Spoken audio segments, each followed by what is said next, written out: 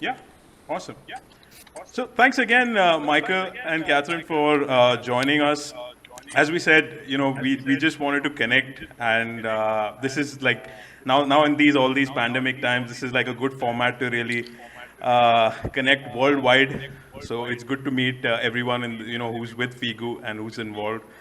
So, again, we are just a whole Pandora's box of questions, as some of the ones that you would have seen already.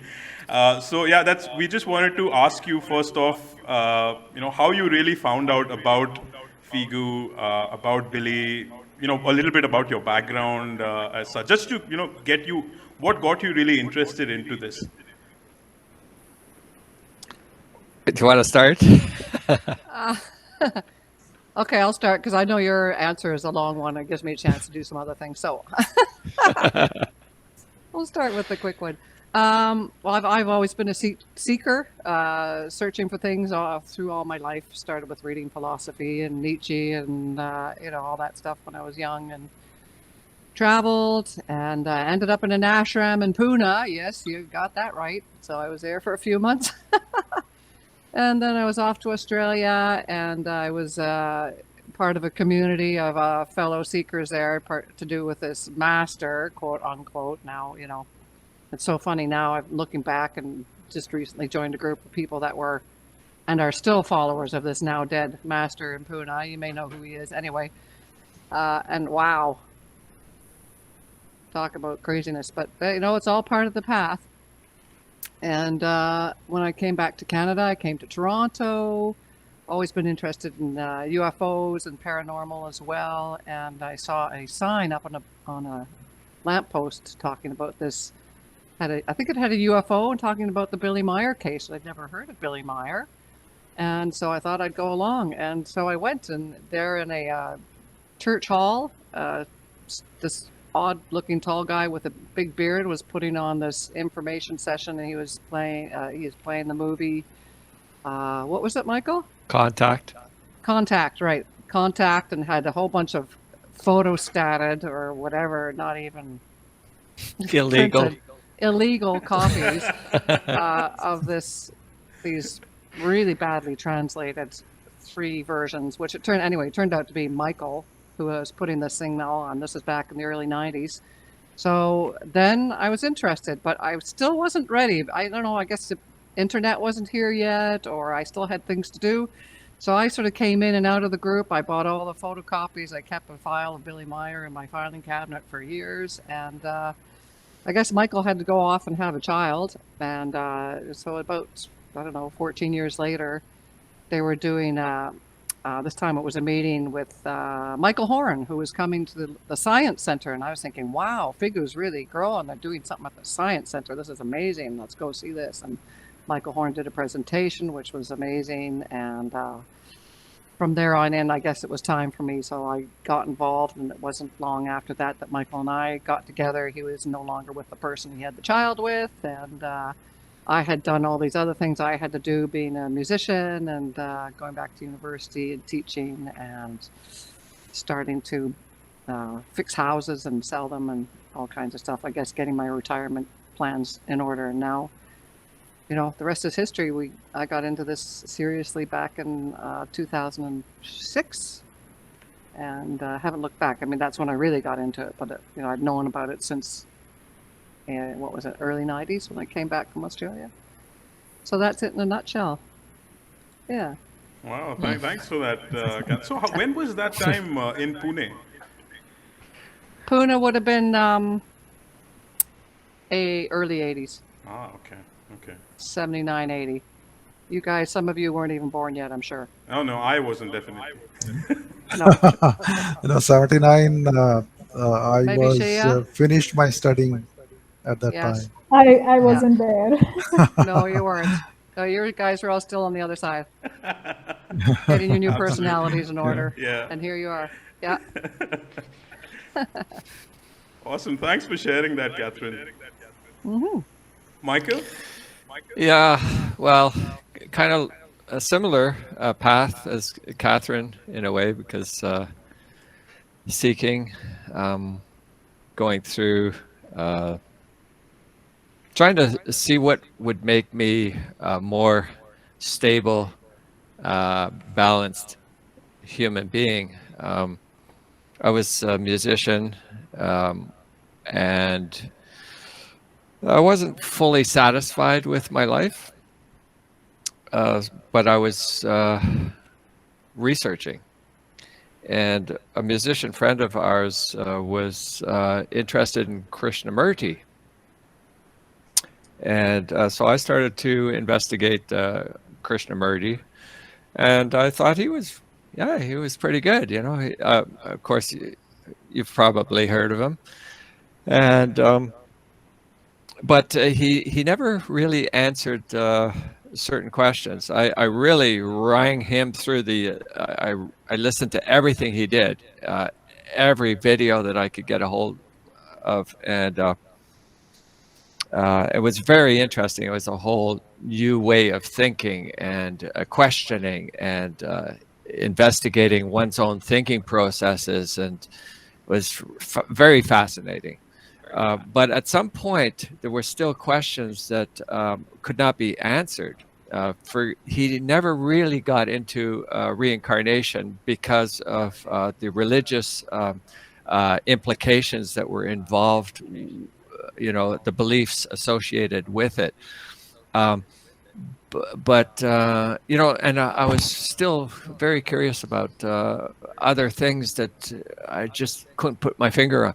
And then I started to get into this whole thing about channeling, you know, the new age stuff. And there was someone called Jane Roberts who wrote a book or several books, and it was channeling Seth. And in it, there was a photograph in the book. It was called Seth Speaks, and there was a photograph, and it was her doing this very strange contorted face as she's channeling, and she said, "This is her voice speaking, quote unquote. You know, you may not believe in reincarnation, but that doesn't change the reality of it." And I went, "Whoa. What's this?" You know, and so I started to read her material just to see what that was about, and but it was really complicated, and it was just really complicated for me.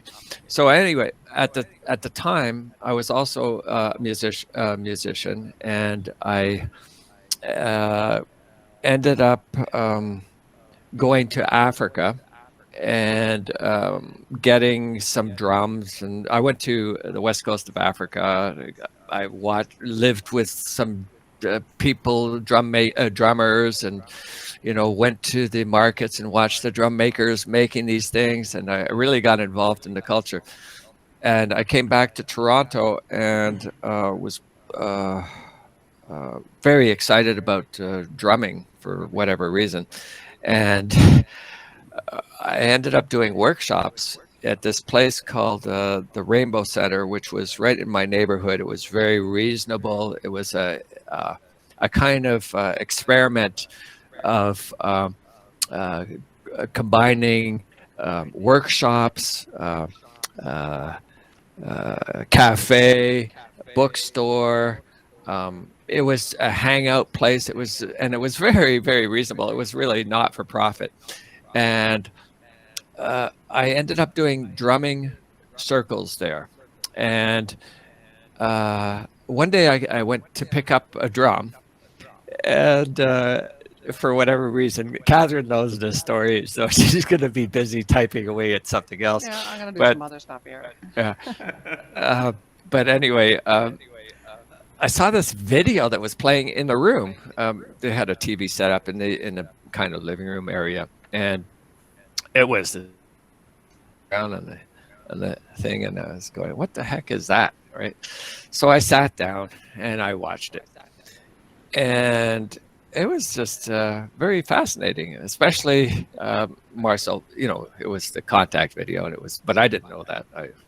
And Marcel Vogel was talking about the metal samples, and I thought, wow, this guy is really he sounds very reasonable and level-headed, and same with, you know, this guy Billy, and so I watched it a couple of times, and then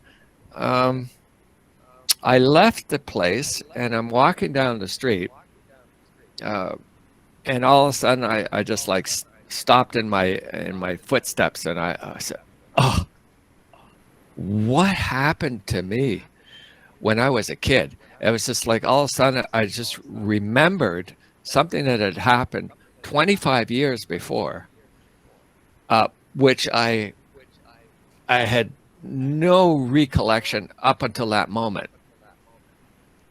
And it was like everything just suddenly came together, and I could explain an event that had happened to me when I was very young. Up until that time, there was no rational way I could deal with it, or nor did I care to deal with it, because I didn't remember it. And it was this event that when I was very young, probably about 7 years old, I had been walking in the country during the summertime with my buddy, who was about 7 years old as well, and ahead of us was the older kid, probably, with he was watching out for us, and with his 3 or 4 other older kids than us. We were the 2 young ones, and we were lagging behind about 50 feet. And all of a sudden, I mean, and it was dusk. It was dusk, and you couldn't see any houses. If there were, they would have had their lights on, and we would have seen them. And to my left was this field, and further back was a forest, maybe several hundred feet, or I don't know, 100 meters or so. Yeah. And then we heard the most highly technological, this was out in the country in the middle of nowhere. It was just on this dirt road. This highly technical oscillating frequencies that were just like totally bizarre, like really, really freaked out. And the hair on the back of my neck stood up. I was totally shocked. Did you hear that? And we ran to the group ahead of us. And they were just, they're just walking like nothing. And it was like a completely forgot every detail about anything. It was, I'm moving ahead. It's safe. I'm comfortable. Life continues, but it was like a block just came down, and everything was completely forgotten. Everything. So both myself and my friend heard it, because we both ran like the dickens to the group, but they didn't hear anything. Now that's the really strange thing. Wow. Okay. And I thought about, I thought about the Pleiadians and how they could open up a window of vision, so that, just people next to Billy would be able to see something, but nobody else, in the valley, or, several, further feet away. So I thought, well, maybe that's what it was. They opened up like a vision of sound, like a projection of sound just for myself and Bobby. That could be, but then I was just reading From the Depths of the Universe, and when Billy was, or From the Depths of Outer Space actually is the book, because we're working on that, but anyway, that's another story.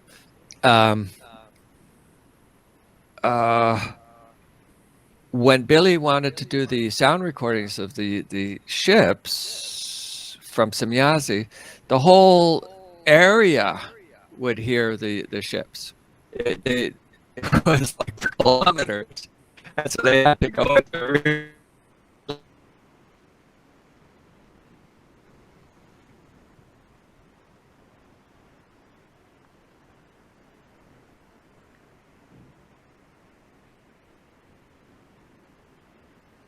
think there's a little bit of a network issue.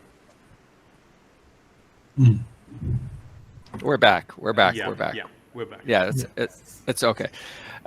So then We just have this to we just have to let them know we have, obviously, our connection isn't so good because we're on satellite. We are on the Starlink, but Oh, okay. it's still it's a little dodgy now and then. yeah. Okay. Yeah. No problem. Yeah. So Where did you, so where did this you lose Michael? the story's just about to finish anyway. So okay. So what happened was we were reading about From the Depths of Outer Space, found out that the beam ship would be heard for kilometers, so there was no way that the Pleiadian had this technology at that time to funnel the sound so that just so then. But when I was thinking about it, this was in the 60s when I heard this. This was way before like synthesizers and all that kind of technology. But it was highly sophisticated oscillations and frequencies, and very audible, not soft. It was very present, but not hurting my ears either. So then I'm thinking, well, maybe there was some other extraterrestrial race that was involved at that time. Don't know. I even hypothesized maybe it was ASCII and their technology. Who knows? Oh, I so don't know. Billy did not provide any kind of explanation on this, like what that was, because this was when you were 7 years old, right? Yeah, I didn't ask him. Okay. I should have. Maybe I could have. I didn't think of asking him. But there's been other things that have happened when Billy's been around, when we've been, and discussed stuff and seen stuff too. So that was it. And then after that, I was, doing drawings of UFOs. I didn't know where this came from. I had no friends that had any interest in this. But, it was obviously something was going on with me as a young boy. And that was, and then that remembrance of that event only came back after I had seen the video, and I was able to put it into some kind of context of sorts that seemed to make sense for me. That maybe that's how come I remember it now? Like this is incredible. Anyway, long story short, it's been an incredible journey. Just incredible. I mean, absolutely. That's it. From your facial expression, I could just summarize that. Yeah, it's been just incredible. And you also found out about or really started following the case from 2006 onwards, like Catherine, or much before that, after watching the Contact movie. Yeah. I guess I should say give you a time because I came back from Africa. It was in '86, and at the end of '86, and that's at the beginning of '87 was when I found out about the case. And then it was just I started. Things happened. This was all before internet. It was really bizarre. I'd meet people that had just after I saw the video, I ran into someone who had a preliminary investigation put out by Wendell Stevens, who just happened to show up at this Rainbow Center and had the book. And I said, wow, this is incredible. I just saw this video a couple days ago, and can I so he wouldn't let me borrow it, of course, but he was, I guess, very protective of this book. But at least I had the Wendell's address, and so I was able to communicate with Wendell. And then I found out who had brought the video to the center, and then I went to meet him, and he had the 12 by 12 photo book put out by Genesis Publishing. It was the big coffee shop, a coffee table photo book. And so then I was in touch with Genesis Publishing too. And yeah, so, but that was back before internet. And then what I ended up doing was somehow, oh yeah, maybe it was through Wendell that I've got the address to Billy. And so then I wrote to the center, and then Philia at the time was the one that was in charge of communicating with English-speaking people. And so then I was corresponding with Philia, and that was in '88 that I was actually doing correspondence. I think I wrote in '87, maybe towards the end of '87. And yeah, so then, and then my first time that I went to the center was in '92. Yeah. Wow, okay. Long time back. Wow. I would have been 2 years old. Awesome. So after you know, finding out about Billy, about FIGU, you know, majorly it's yes, you know, the interest starts out with the UFOs and etc. You know, you think for yourself, oh, will you get a chance to see UFOs yourself if you go there? But more importantly, it's about the spiritual teachings, as we all know. So how do your days usually go by that? You know, it's been quite a while since you've been reading the books, and you know, you've been visiting the Semyoza Silver Star Center, and yes, there are the amazing videos that you've put out. So another thing that I wanted to sort of ask was, how do your days usually go by you know, implementing and understanding all these things? Like on a daily basis, how do you know, go by in terms of your thoughts? Like, okay, do I have to focus on this, or do I have to not focus on this? It's a very open-ended question, and I'm sorry if I've confused you, but but yeah, that's something I was interested to know. Do you want to go ahead, Catherine? Oh, go ahead, Michael, and I'll Oh, riff off you. okay. So, well, every day is a new day with new challenges. Like yesterday, for example, we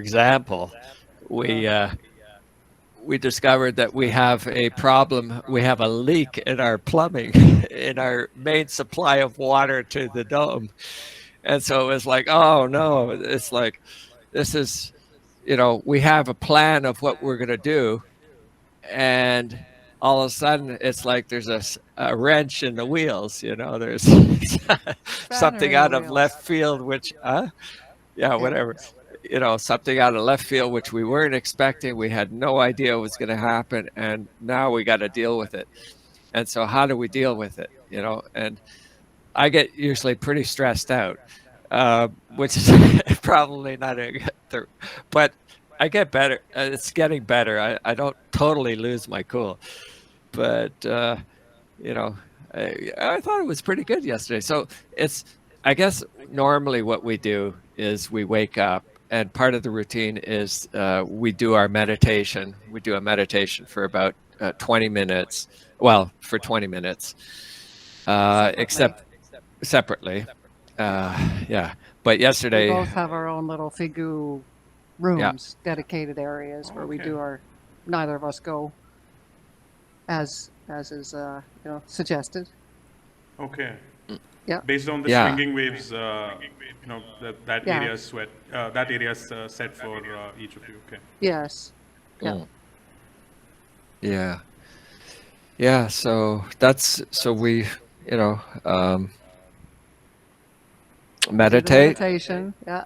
Yeah. Meditate. And then after the, what else do we do? Well, Then there's we always study. projects. Yeah. Well, we usually do. I do anyway. Do the GL, or translation. I'm working my way through the correcting the contact reports, and so that's taking a while. I've got about, I don't know, 20 years to go. So hopefully, my 80s, I'll still have my mind.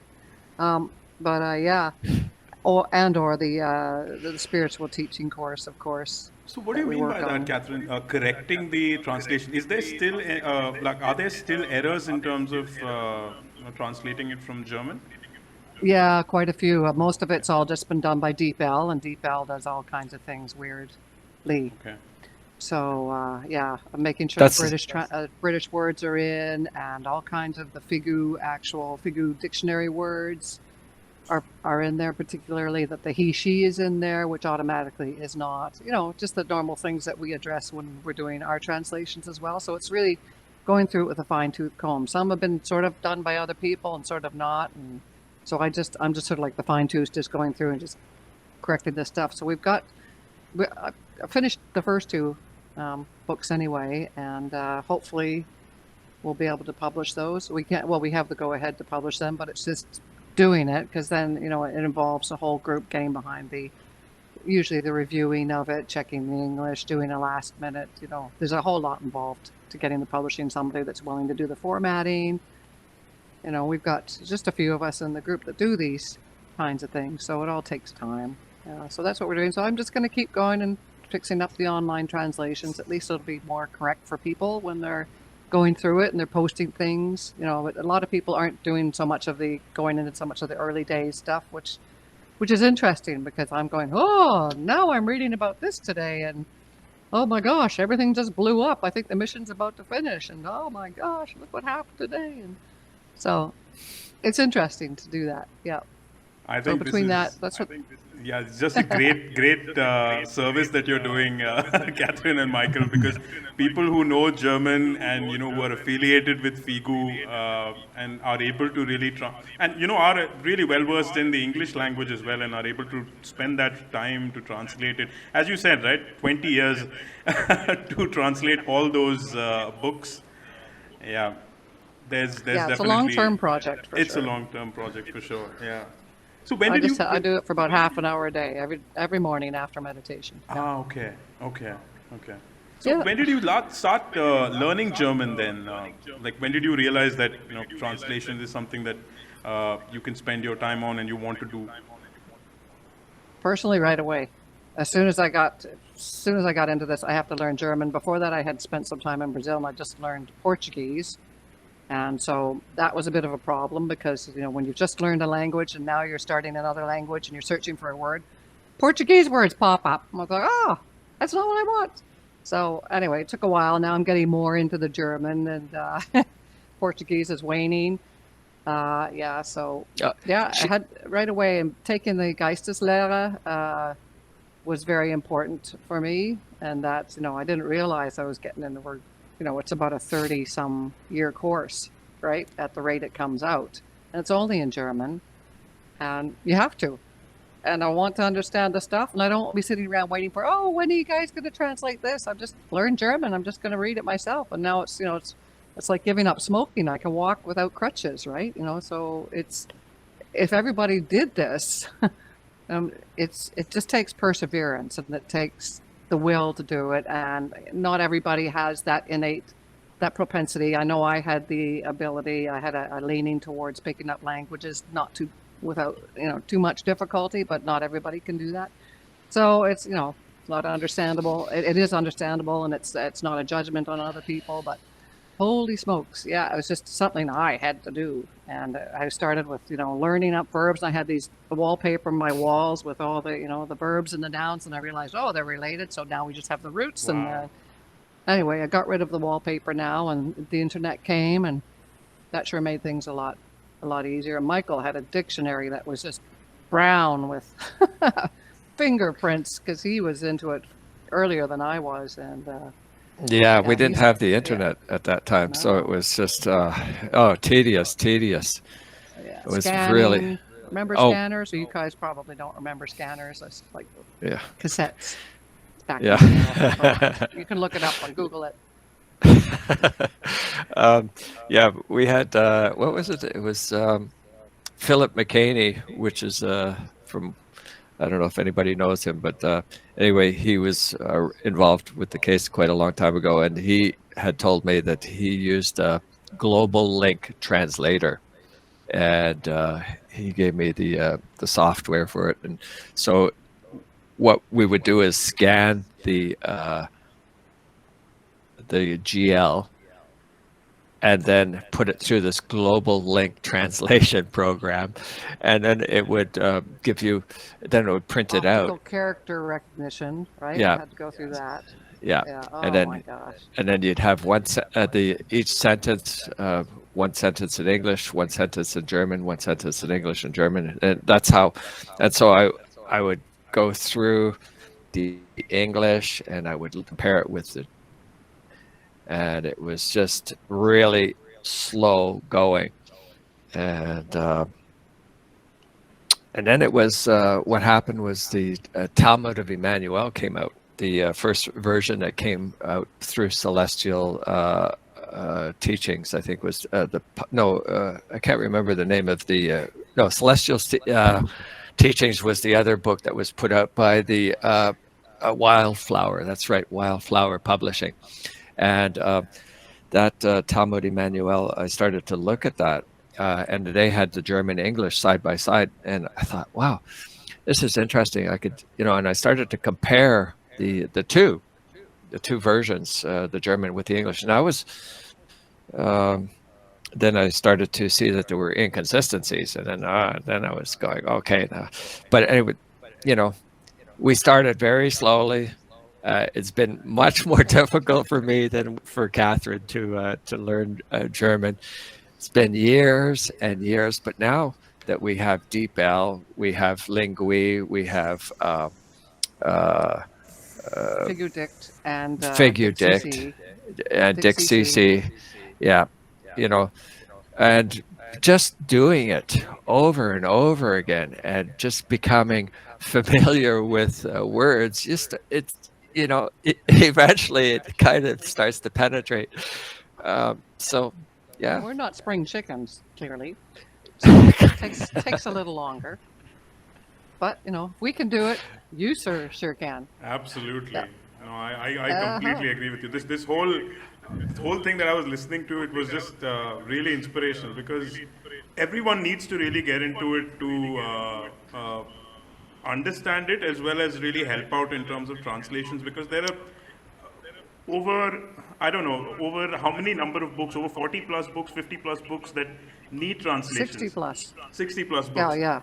that need translations. Altogether. Yeah. And you were mentioning about scanners and all. I was thinking about the time when we now open Stimme Devasa Manzai, and you just open Google Lens in the side, and you can kind of scan it now. You have the option of translating it right there, a rough translation that you can get to understand. So I completely understand that what it would have been at that time to really learn the language, with the posters and the charts that you were talking about, and how challenging it would have been. But yeah, really, we need to pick it up. Yeah, as honestly as I can say it. We need to actually pick it up and do it. Yeah. And for myself, when I was using the Global Link translation program, it was like a crutch. And then I saw that Catherine she had given up her crutch. She started out that way as well, just because it was an easy solution to have an instant rough translation that you could compare with the German. But then she just said, I'm not doing that. And she started to read the German and would underline the words that she didn't understand, and then, look them up and write on the side of the paragraph what it meant. And she did this ahead of me. And then she wasn't using this crutch anymore. And I was going, wow, I got to do the same thing. So it was an inspiration for me to start doing it that way as well. And this was all self-learning, most of it. Yeah, most of it. Yeah, we both had opportunities to do a couple of beginner courses through Continuing Board of Education. Night courses. It's really good to get the overview of the grammatical, basic structures of the language, right? That the verbs go at the end, and then they like to spin things around, and all the conjugations and that kind of thing, the tenses. So that's how we both started. We both did those, and it was all about how to get to the train and where's the post office and all kinds of things you'd never want to know, but at least you had the overview, and that's important. Yeah. And now, is it like when you visit the center, is it conversation level wherein you can speak to Billy or Christian? No, it's not there yet. Okay. No, because that wasn't the point of it anyway, because we don't, because of Exactly. the fact that we don't live in a German speaking language, we weren't learning it to have conversations. Though I have been able to actually limp along with some people when I visited there. But, and also, when they start speaking in the Schweizerdeutsch, it's like, and they put zoo in some words. It's like, anyway, so forget it. But so the whole point was to be able to read it and learn this material more so than conversing. A lot of them speak English, and we can limp along also with the other ones there that aren't so good with the German. And we go there once every 2 years, maybe once a year. I've been about 7 or 8 times. Michael's been, I don't know, 12, 13. We've lost count. So we were both back there. Last time was 2018 for us. And probably won't ever go again.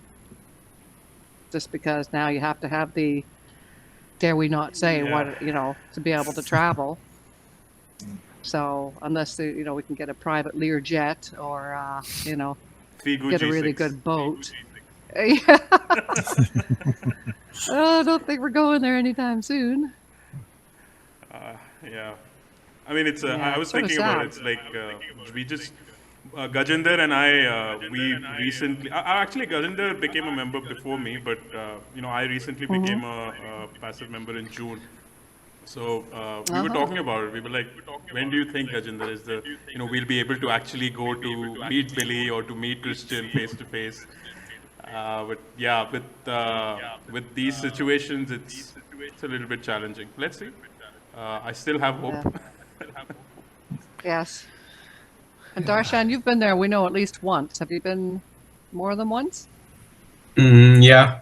My first time was in 2013, and then I started, going almost every year. I think I skipped 1 year in between, and then in 2018 was my last time. Yeah.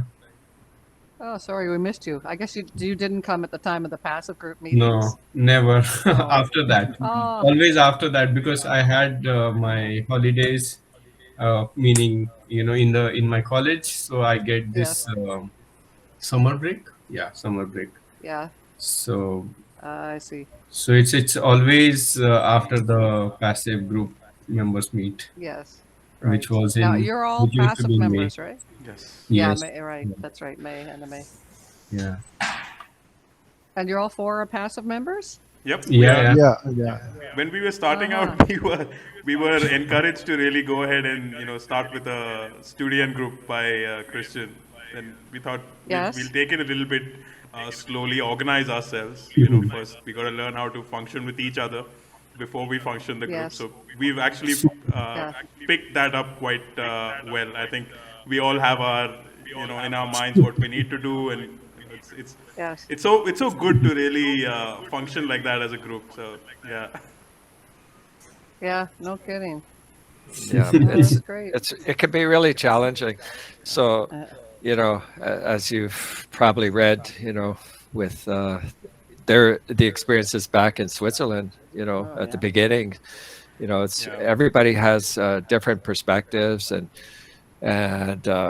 egos, and we've got to, I mean, we have to have ego, but I mean, it's just as if we could set aside the differences to,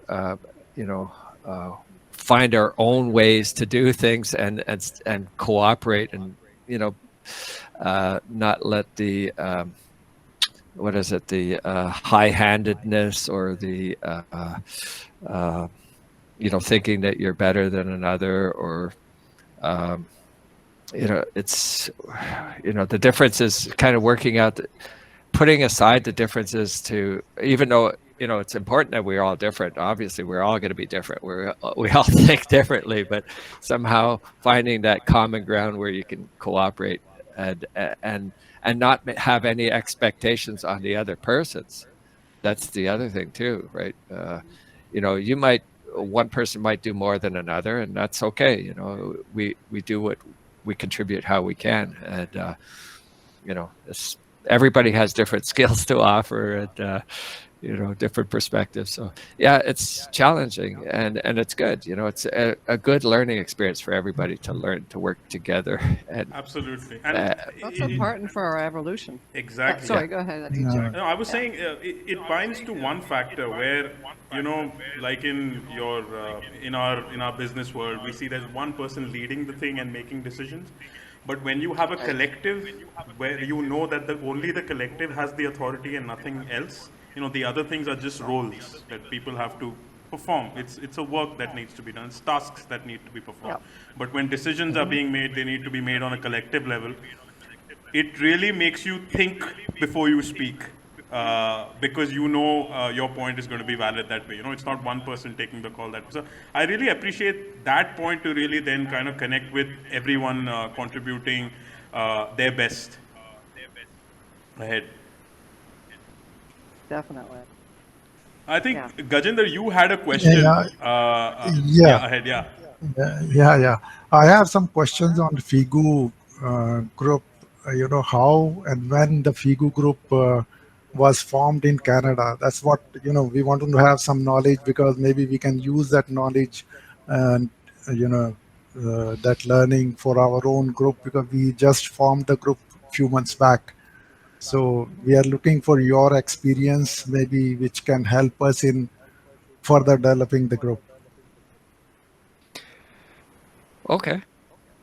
Well, it started with myself at the very beginning, doing these illegal presentations, and finding other people that were interested as well in the material. And so it was very informal at the beginning. It wasn't official in any way. It was just a few people that were interested in the material that were getting together, and we would discuss a book. And then from that, it went from an informal study group to something that was more official, which was actually became official. And in the process of becoming official, there were upheavals and transitions, and new people coming and people leaving. I mean, it was challenging. Again, the personality differences, but it's been. Well, it's been obviously a learning process, a growing process. It was when it became official, was when we had to have someone taking notes, a secretary. We had to go through the various roles. At the beginning, that didn't exist, and then when it became official, that's when those different tasks were. Were designated, and becoming official, if I could just jump in, involved becoming an official not-for-profit. So that meant going through all the governmental bureaucracy of getting that registered too, and a bit of a learning curve, and this having is to with relation to file. Landesgruppe. Yeah, that's Yeah. later.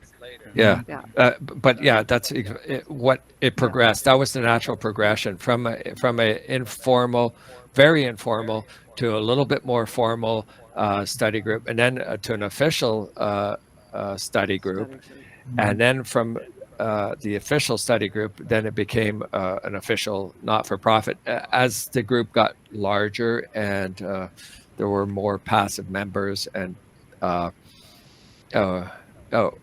yeah, and it was, so it was a natural progression.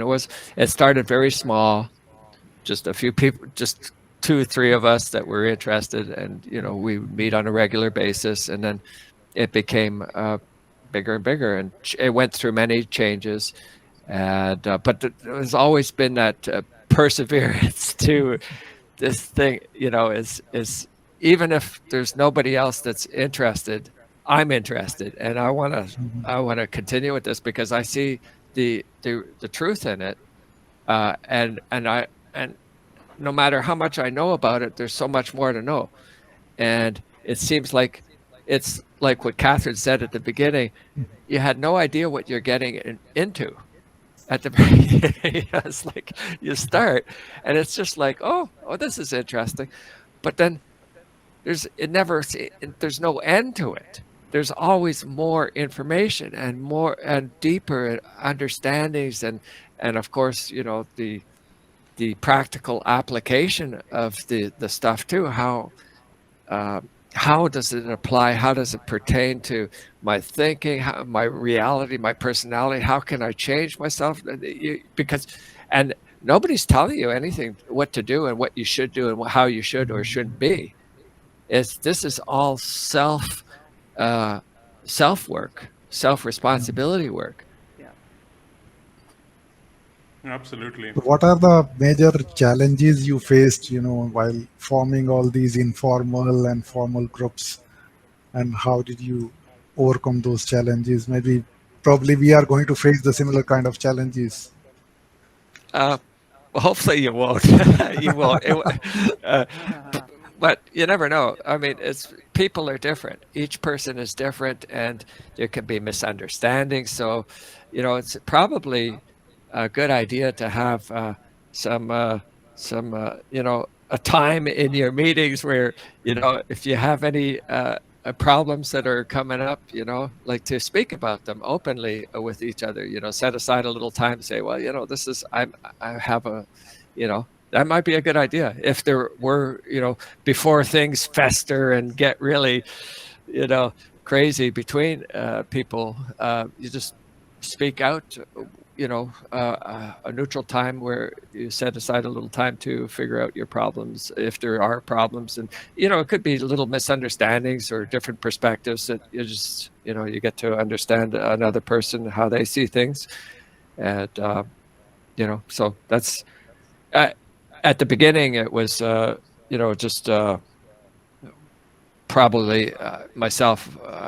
I wasn't still, there's mature enough, or we all have our it's a growing process. We all make our mistakes, and we all learn from our ways of thinking, and so it's just tolerance and patience, and what else is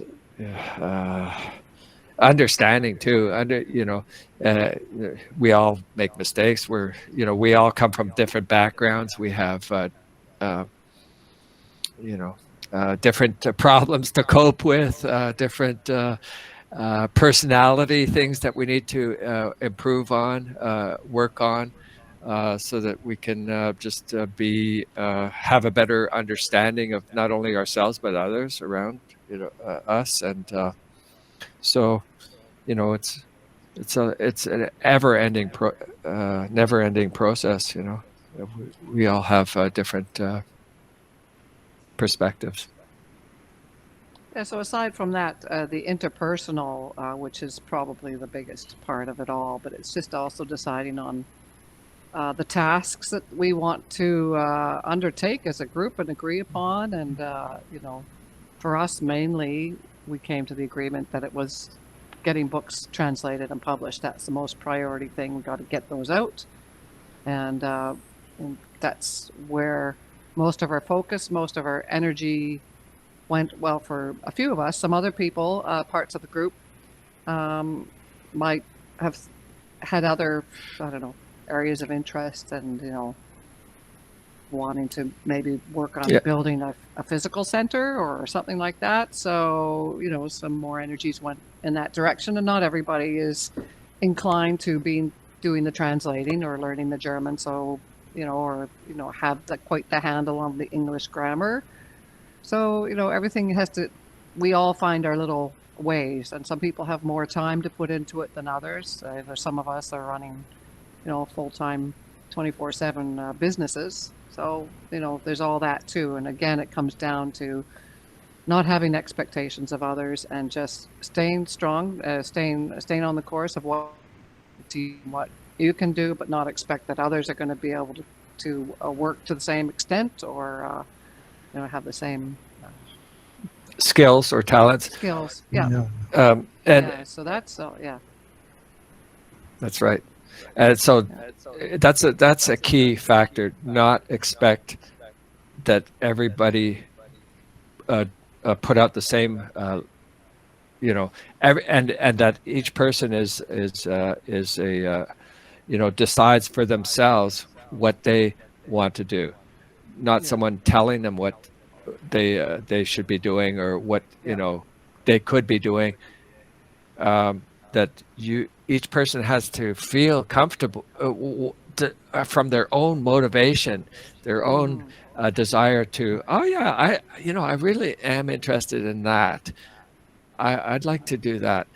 And so whatever it is that you like to do or feel comfortable doing or motivated, not pressured into doing it, but just because you feel like you volunteer freely, because it's all about freedom, freely choose, I like that, I want to do that.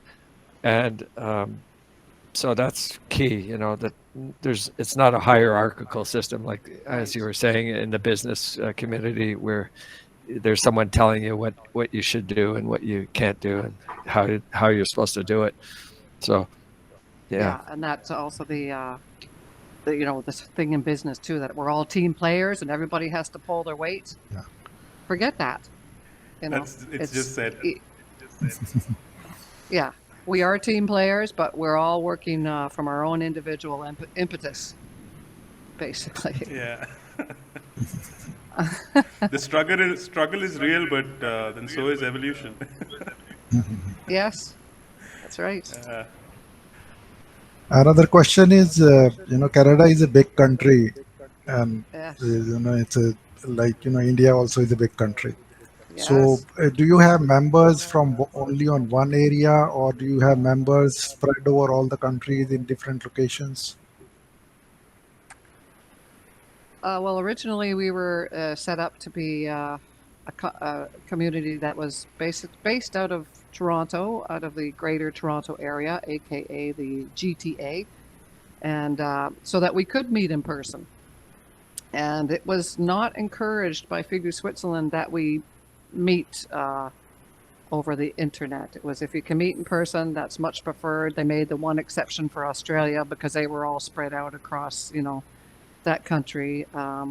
So in the beginning, that's how it was, and it still is. Yet, some of us are in Toronto, which is 2 hours from where we are, and then a few of us have sort of bought land up where we are, 2 hours north of Toronto, and there's about four households now. Yeah, 4 households up here. 2 are right close to us, and another person's further away. So now with this, we're all meeting on Zoom, and we could potentially open it up to other members if they were so inclined to join across Canada, because it looks like we'll be meeting in this Zoom situation for some time.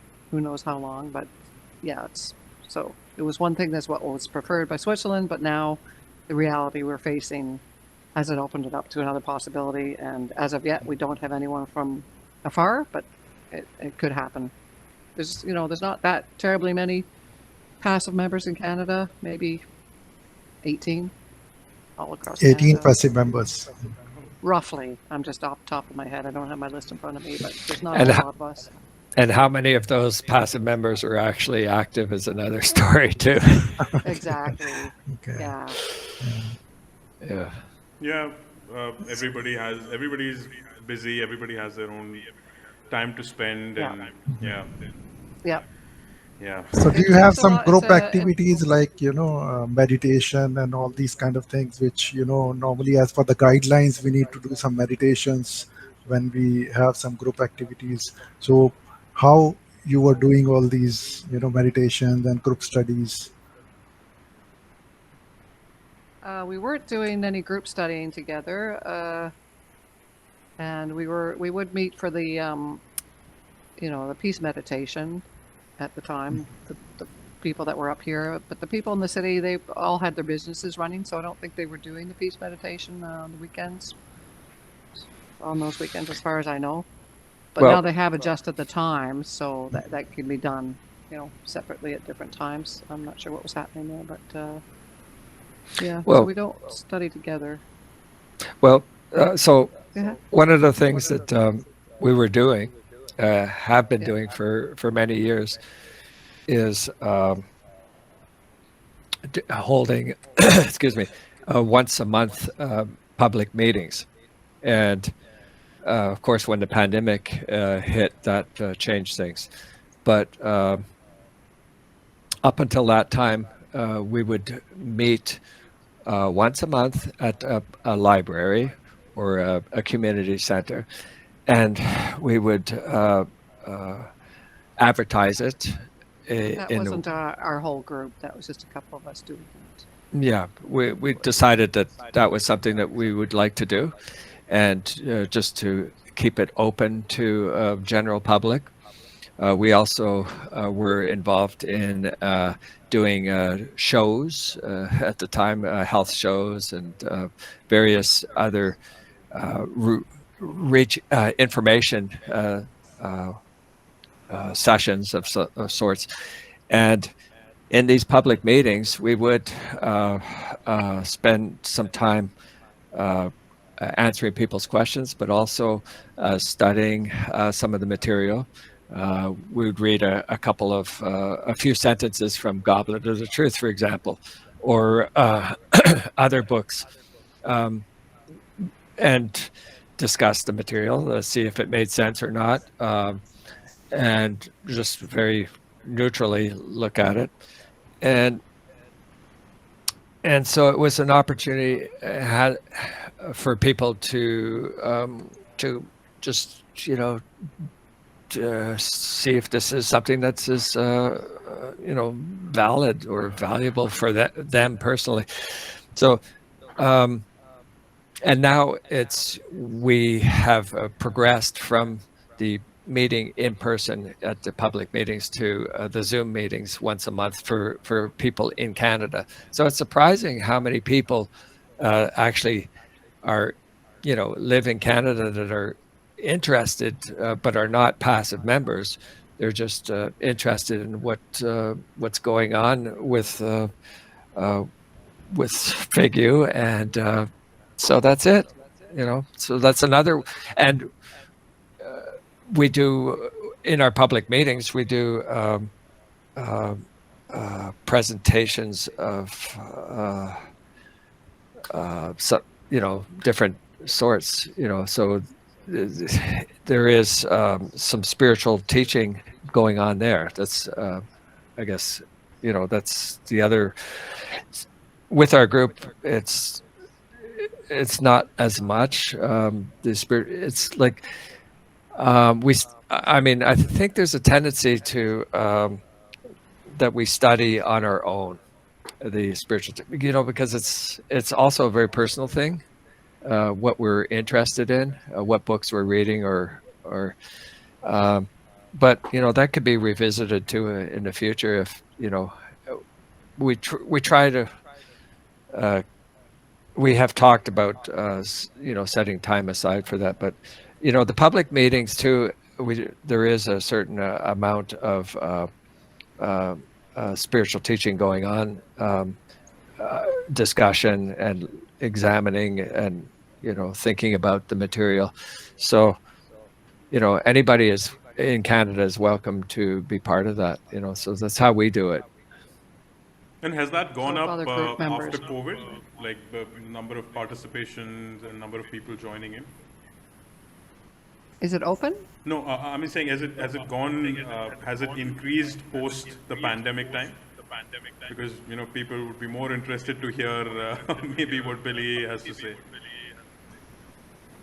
hard to say. I mean, it's increased because more people have access to our public meetings now from across Canada. We still have a lot of the usual suspects that used to come out to our meetings at the libraries there in Toronto. But yeah, you'd think it has increased with the pandemic. We certainly are getting our orders for books have gone up, but so have our number of books. But yeah, we're shipping just about every day. I mean, Michael is our shipping department. Pretty much. So heading out to the post office just about daily, and lots of orders from Michael Horn and from Billy Books over in Hong Kong. Okay. So it's good. Yeah. All right. Shreya, you had some questions. Yep, but unfortunately, I don't have that list on me with No this problem. laptop. No So problem. if you already have that, if you can just read them Yeah. out. Sure. I think what you wanted Thank to you. ask was around meditation, right? How?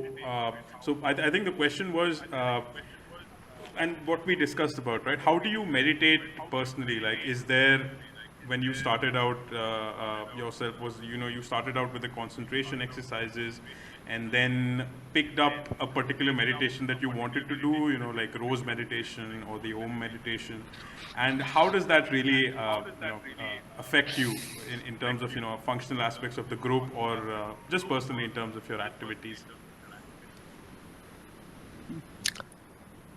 Yeah, go ahead. Oh, all right. Well, let's see.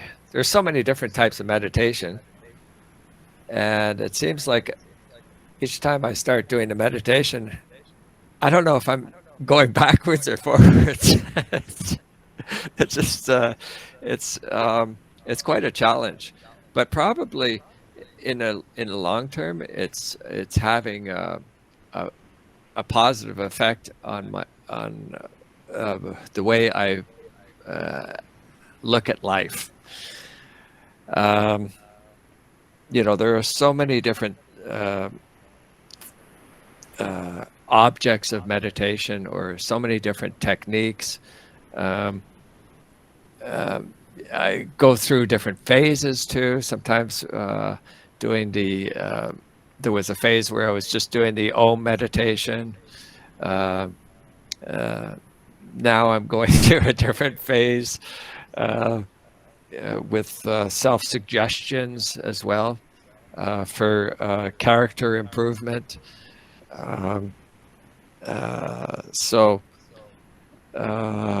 And inspired through the GL.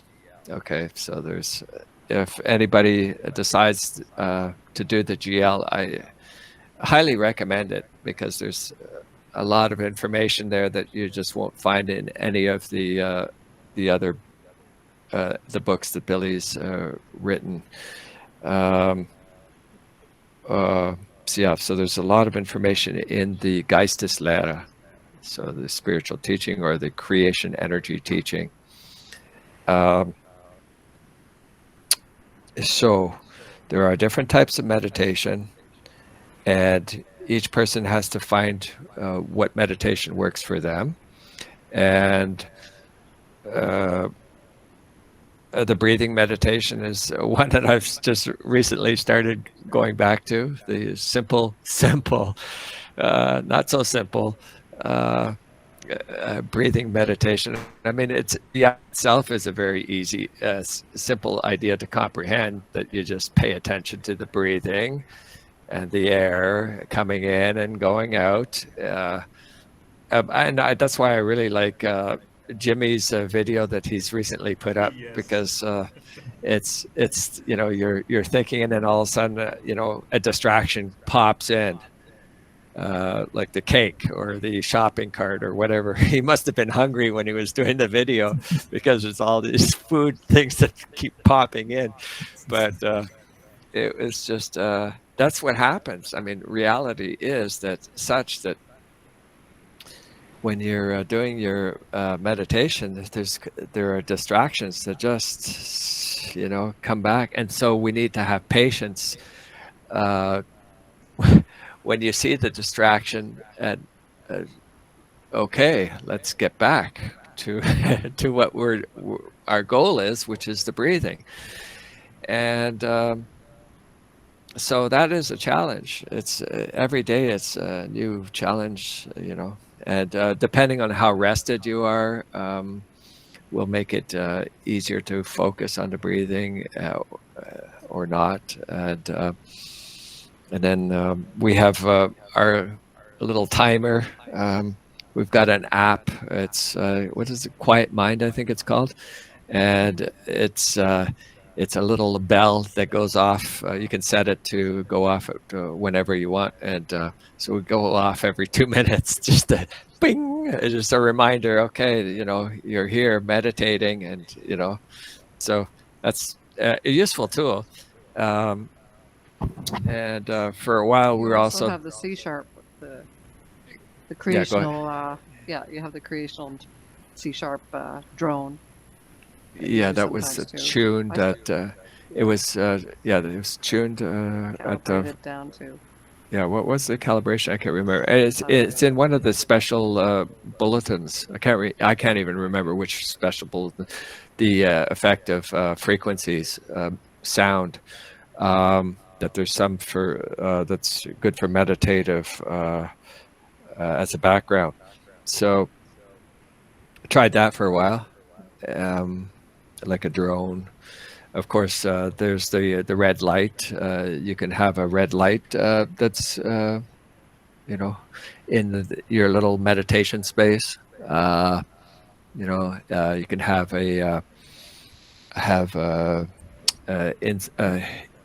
you could use incense or a diffuser, you know, like you know, the vaporizer, you know, where you just have a candle and you let the essential oil not the one that pushes the water particles into the air, but the one that actually evaporates the fragrance. So that could be diffuser. We call it diffuser. Yeah. Yeah, there's you know what, there's electric diffusers that push the air out, like a, you know, not that type. This is more like just a with the candle diffuser, I suppose. Yeah. Doesn't put so many particles into the air that catch dust. Okay, it's like a stand where you put in a candle there. And that's right. And a little pot of water with some drops of oil. Yeah. And you know, there's all kinds of nice little fragrances that you can use, and so that's another thing that I know Catherine does that more than I do. So then, and I like to use a candle too. Okay. Yeah. What? What I was saying was, so then, I mean, the type of meditation that you choose really would boil down to your concentration level, because breathing, although, you know, it sounds very simple, just focus on your nostrils and, you know, focus on the breath going in, going out. It is the hardest to do because you're not hearing anything. There's no noise, and you know, if you're in a silent environment, you do tend to start thinking of food or something else, whatever. So in those cases, then, you know, if your concentration isn't that built enough, it's better to start with something which is more auditory or you know, in terms of a meditation. Just popped in my mind right now. More auditory, you said? Yeah, like for example, the Om meditation, right? You're loudly saying Om, or a concentration on maybe music that some soft music that you can kind of focus on and meditate. So would it really depend then on you know, on the concentration level that you have? Because there you can really focus. You're listening to it rather than, you know, breathing in and out. Maybe. For me, I find music, I guess having been a musician, it's distracting. I don't like to have the auditory myself. Like even that drone that was going on with the C#, I could hear here comes that part where they put the fifth in, and then it goes to this, and that's okay. Get that out of here. I need personally, I need to have silence. And, you know, I think any meditation is simply, it's just a matter of finding your object of concentration. And for some people, it may be auditory, others visual, others just, you know, whatever. It's so hard. I mean, the crux is to catch yourself when you're just starting to divert. That is the hardest part. Agreed, yeah. And it seems like such a paradox, because, you know, they say nature abhors a vacuum. Yet on the other hand, creation is in constant motion. It is never still. And you're asking us to be still and to have nothing. Like, how can you have nothing? So this is the whole thing for me. Okay, catch my thoughts, go back to the nothing, try to hold that nothing, but on a concentration object, just so I can start sinking into myself. This is all theoretical. I'm not, by no means am I any kind of an adept at any of this, but this is what I see is where we should really be going, where we can start sinking and get to that point where you're no longer aware of your surroundings. You're no longer aware of feeling your hands, where you're just like a ball of energy. So I think that's where we're going to, right? When we die, I think we automatically go there. But to do that while you're still in conscious body, it's bloody hard. So yeah, finding your concentration object, that's the clue, and everybody's going to have a different one. Me, I put a candle on every day, and it's almost like a ritual, even though rituals are not the point of this at all, but it's just part of my grounding. I put the candle on, I have my little scent going. It's usually pine or some kind of a tree scent I find is good, and I put the little dinger that comes on every 2 minutes, and I'll think harmony. Okay, next 2 minutes, I'm just going to think harmony, harmony, harmony. Oh, I'm off to, what are we doing today? Harmony, etc. And if you have a lot of stressors going on, like then some emergencies happened, or you have to go and do this right away afterwards, it's really even harder. But it's part of the evolution, and that's why I think we have so many lives to start to nail this down. And I have no illusions that I'm going to be any kind of a yogi or being able to levitate or anything by the end of my life. Well,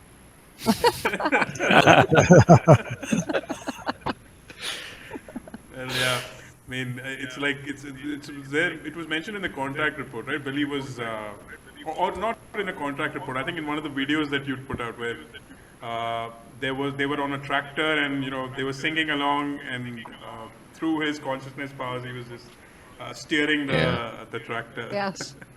Yeah, they go, there's his one hand's here, and well, we know he doesn't have another one, so who's steering this thing? Yeah. It's unbelievable what the mind is capable. It's just, and what Billy, of course, without putting him on a pedestal, just I would think that it just shows us that the potential is incredible. Yeah. Yeah. Darshan, It's only when we get that mind out. Yeah. Go ahead. Oh, sorry. Darshan. All right. So just a little precursor, and then I'll come to the question. So when I went to FIGU, and when I came back, and then I shared this with Shreya, and I think it's very probably a common thought that when you come back, you want to let's say start a group or something of this sort. And well, we were not very very meticulous with meditating or things like those, although I've been meditating for quite some time, because one of our uncles put us into this vipassana thing, and which I really admire, and I like that technique. So anyways, we wanted to create at least a interest group, and we did have a couple who came, and then everything fizzled out. Never mind. And then now that is the time when we actually have very interested people. And I keep telling Adit and Gajendra that it's incredible that you people never been there, never met Billy or whatever, and just studying the material. Being in India, you went for the membership, and you became member. I think that's a good thing, and for me it's pretty incredible, because I would rather be how do you call it, I would want to research, and I would want to probably meet that person, something like that. And and then only probably would go for it.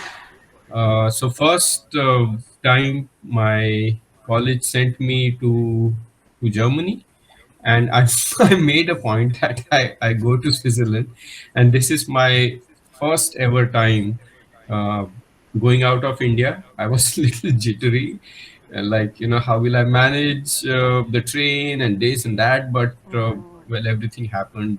I prepared everything, uh, took printouts of everything, like where to go, get the ticket, this and that, and I ended up pretty well. Stayed there for I think more than a week, and met Billy, and everything was fantastic. Came back, and then again going back. So wanted to start a group, and now that we have a group, everything, and as Catherine, uh, you were saying that some people were interested in creating a physical space like a center or something like that. I always, I think, from ever, I don't know, since my childhood, I wanted to design a city. I wanted to design a city, and that thing kind of culminated into this, that okay, I want to make a center now. So obviously the other parts will be there. um, and as you people are putting everything, it's like when we are together and the thought becoming material and books and space and people. My question is, how do you uh, I'm not asking ensure, but I'm sure you would like this to go in future, because I would for sure want to go this in future. Rather, I when I think about it, I think that this is for future, not for us really. This particular center which I'm talking about, and we bought a land Oh yeah. in India, yeah, and lot of sketching and lot of brainstorming. Me and Shreya, we keep talking and sketching, and there's a lot of work gone into it, and we shared this with Christian also. But the thing is now, there's this little thing also in my mind, that if we don't have more and more people to join and actually come there to live with us, because the space is big, it's like around 30 acres land, and so yeah, I mean, but I never had a doubt about having a group in India. I was sure that we would be, a group, a little group will be there in future. But uh, how will this go in future? It is kind of a little thought in my mind, like how do you guys feel, or I don't know, I mean, this is not to ensure. We do our part, and obviously we pass away.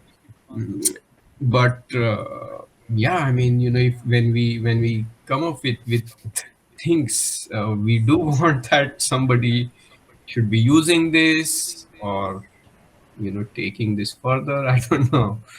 uh, what do you think, Michael? Yeah, it's hard to know. It's it's so up to each person to find it or not find it. You can't go out there and actively try to recruit people. It's each person will, if they're searching, they're going to, if they're looking for something, they'll find it, and you can't really force these things. It's really yeah, it is. We are the forerunners, essentially, for the future. Um, we're doing it because we're naturally curious and want to find out more about what is true, what is truth, and how can I be a better human being, and how can I be free, and what, all the good stuff about having a bigger perspective on the meaning of life. And that has to do with our own personal evolution. And you can't force anybody into that. They have to come to it at their own pace, at their own time. And so, you do what you can for yourself and for the people, as a cooperation, or even what we have going on, which I don't really want to talk too much about, but it feels like it's ahead of its time, and we don't know if there are going to be other people in the future that will be willing to continue this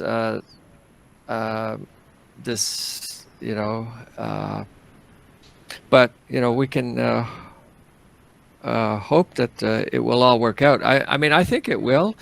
I think that there's a lot ahead of us that is going to be very interesting, especially like reading the Nocodamian information, the questions and answers, and the spirit form of Nocodamian will be coming back as a person just like, nobody special, but has a lot of knowledge, and nobody will know the connections there, but this person will be around, and guide. There's all this material that we have to, of course, come to a better understanding and apply, and that's not only know the knowledge, but also to make use of our own consciousness abilities, and so that's the whole thing about the evolution process, the personal evolution process. So that will continue into the future, and will continue with I mean, it's a challenge, I think, that even Switzerland faces, of finding younger people that are, interested and willing to carry the ball, So this is, but you do what you can to make the information available in a neutral way. And there'll be some that will be attracted to the material through their own impetus, through their own questioning, through their own investigating, and they'll say, "Oh yeah, I like what this is. I'm going to investigate it more." And then it becomes like, once you're hooked, it's not like anything like a cult. It's once you're hooked with your own. I don't even know what it is. It's like it's like a curiosity. Yeah. There's Which never always stops. more information to learn and new things to find out about, and it's like you're hooked with by yourself. You hooked yourself into this thing. I don't know how, it's like one day, it was just a honest, innocent looking at this little UFO flying around on a TV screen, and then it's like 30 years later, and it's still investigating this thing and still finding out new stuff. And it's not, I don't feel any pressure about it. I just feel like it feels right to do it. It's just, when you first start reading the material, it either resonates with you or it doesn't. Either it makes sense or it doesn't, or it's something that pulls you in somehow, Yeah. or it doesn't. And either way, it's okay, because again, it's a personal journey.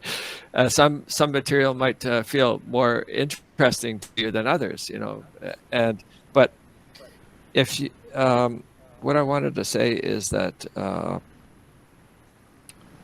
everybody's going to find something different in the material, and you can, if you can find a way to share the material without being missionizing. In other words, if you find a way to, like the public meetings is good for us because it allows us to reach out to people that, they don't want to make a commitment to any kind of group or anything like that, but they're interested in meeting other people that are interested in the material, and it gives them a chance to, to meet others.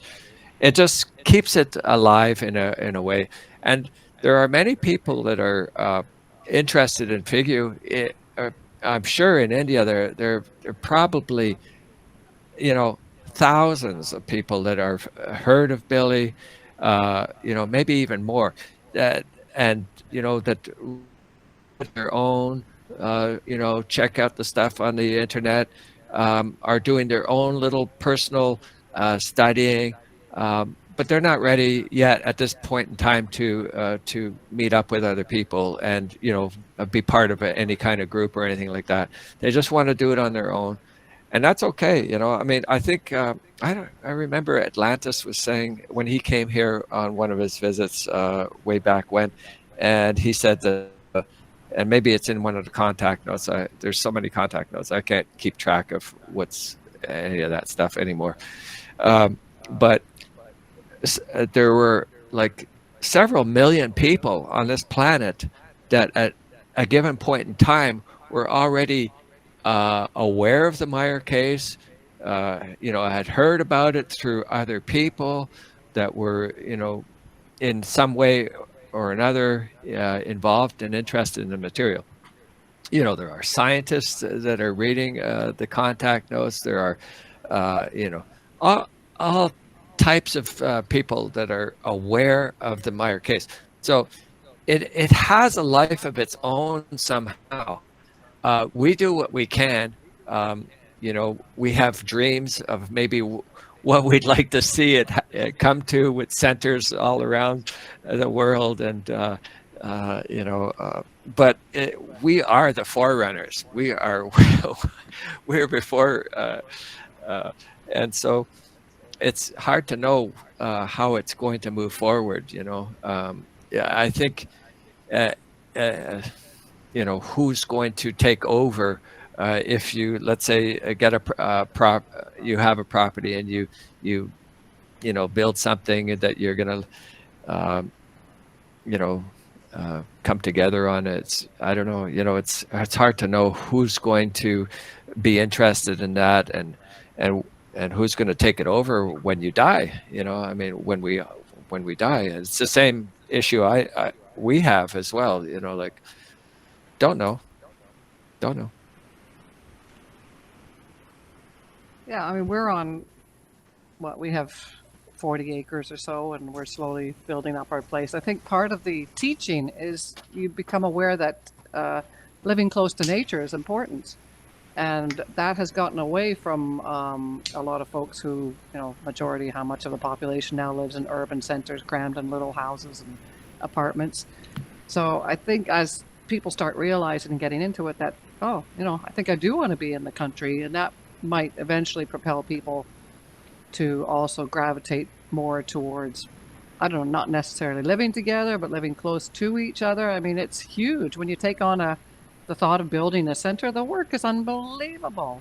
If it's just two of you, it's going to be overwhelming. I mean, you really have to get the critical mass of people who are really starting to get into the information. So I think as forerunners, we might tend to put the cart ahead of our horses, sometimes a little early, and we really need to just sort of take the patience that might not be for another 40 years until you have some people that come along and go, oh yeah, this is interesting. I've been reading this for the last 10 or 15 years, and I think I want to be in the country. Can I come out, put my tent here, or can I build a little yurt, or can I, maybe get some land beside you, and we can start having a community that's at least close together and can be there to help each other out, especially in the times that are coming, with it's going to get rougher and rougher. We're running out of, fossil fuels.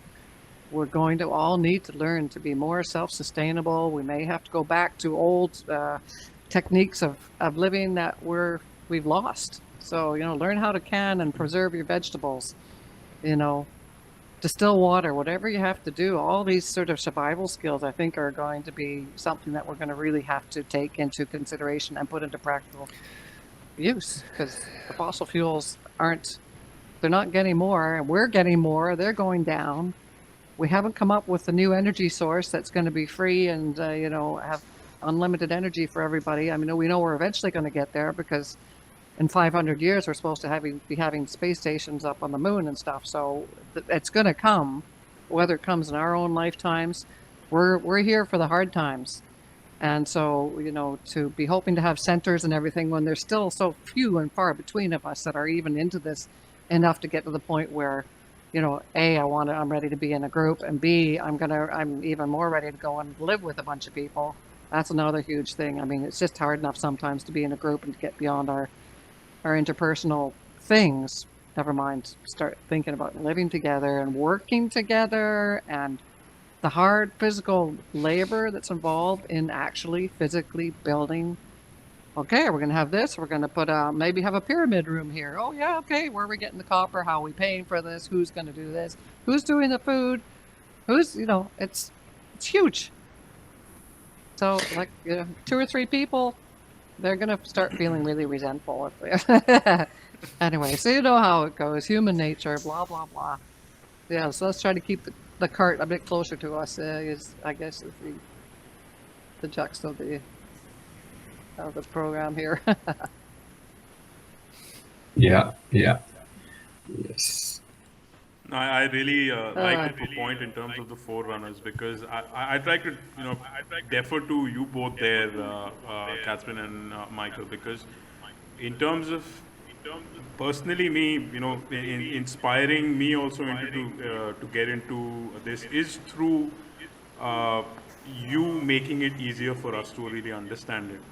That I personally feel that has really helped in terms of grasping so many of the many concepts that wouldn't have been maybe available if there was no translations done, or if your videos weren't available. So I think in terms of what you do in terms of publishing these videos and the content that you put out really broadens people's horizons and thinking, I suppose. I mean, it did for me, and I'm sure for the others in our group as well.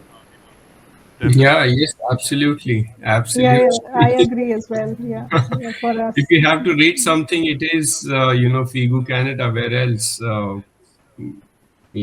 so. I agree, yeah. I mean, Also, the presentations, they have made everything so comprehensive and, broken them down into chewable pieces where we can take the information, chew it, and, process that in ourselves and our lives. So that kind of, cutting it down to something which is like small and palatable, it's done by you guys. I really want to thank you for that. Yeah. Well, it's all Michael. Oh, it's the all Michael Catherine. show.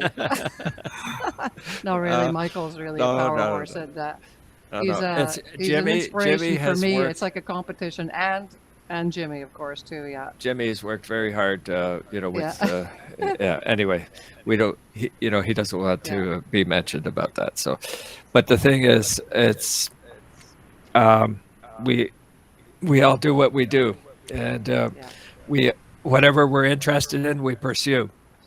And, discovering about reincarnation and, see, the problem is that there was stuff that I didn't understand. Like for example, what is the overall consciousness block? I'd be reading the material and I say, what the heck is the overall consciousness block? And it would be like, okay, I got to investigate this and try to figure out what people are talking about here. And so that's how it is, or recently it was about the dimensions of creation. I didn't understand, and it's all there. It's all written in the contact notes. The information is there. It's just research and interest and curiosity. And if there's something that you don't understand, then investigate and then make it, again, the other one was the fluidal energies. Like, you know, what are fluidal energies? What the heck is that? And wanting to figure that out. And so, you know, it's incredible, you know. Don't ever cremate. that's the and don't do organ transplants, because that's, you know, that's not so good. And you know, there's information that is very practically useful, and reasons.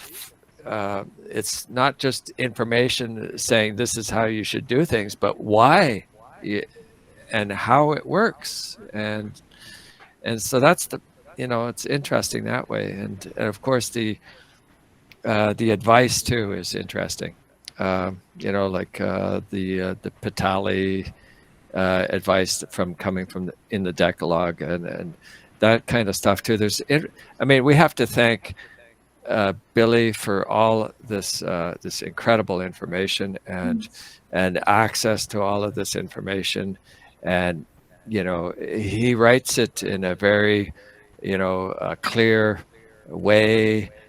So he repeats himself in so many different ways, and to make it from different perspectives and angles, and just so that, you know, it's such an incredible task that he's under. You know, he had no choice. He had choice, but you know, that he's undertaken, and to share this knowledge, not only for ourselves, but for the Pleiadian people. All the books that he's written, it's being shared with the extraterrestrials. They're all studying his material. It's the knowledge. He's the knowledge for, you know, if I was talking to any normal person, they'd think, oh my gosh, he's totally lost his mind. This guy is the, you know, the prophet of the universe, you know, but it's, you know, it's, and I can't say I know and I don't know, but, or I believe or I don't believe. I'm just saying the information is so incredible. And that each person will have to decide for themselves whether it resonates with them or not. But it's incredible. We're so lucky to be here at this point in time, and to have access to this information, and recognize the truth in the information. That's incredible too. That shows that you've probably thought about this stuff before, not you in your current life, but in previous incarnations. You've you know, thought through, you know, searched for meaning in life, and that's why it becomes easier for you to digest this material, because you can already see the truth. You see the glimmer of truth in the material, or you just get totally swept up. Yeah, you know, this is so right on, you know. And yet in the enthusiasm, the danger is that if you get enthusiastic about it, you might expect others to feel the same way. Exactly. But no, that's not going to happen. No, because they'll agree with you. Oh yeah, but then, you know, they're going to go the other way really quick when you're not looking. Michael, I had one question. You had mentioned on the 7 dimensions, and I was watching the video that you'd put out in terms of each creation having 7 dimensions. So just to like lay out a context for that question, so there are 7 dimensions. Each dimension has innumerable number of space-time configurations. The Pleiadian live in the Anchor dimension, in the Cirrus space-time configuration, I believe, and we are in the Dern dimension. So, and there's that fraction of a time difference that's mentioned. I just sort of wanted to understand, you know, when we see physically the you know, the Pleiades star system, there's no life that's there on those systems, right? So what Right. is has anything been mentioned in terms of what the solar system or what the Earth looks like in terms of the anchor dimension, like what they see for our region of space? I haven't seen anything about that. I mean, a good it's kind of really odd the way the dimensions somehow are interrelated. It's really kind of Catherine had a good uh, analogy, which was kind of like plates, but I like Billy's analogy with the balloons inside of each other, and and somehow you know uh,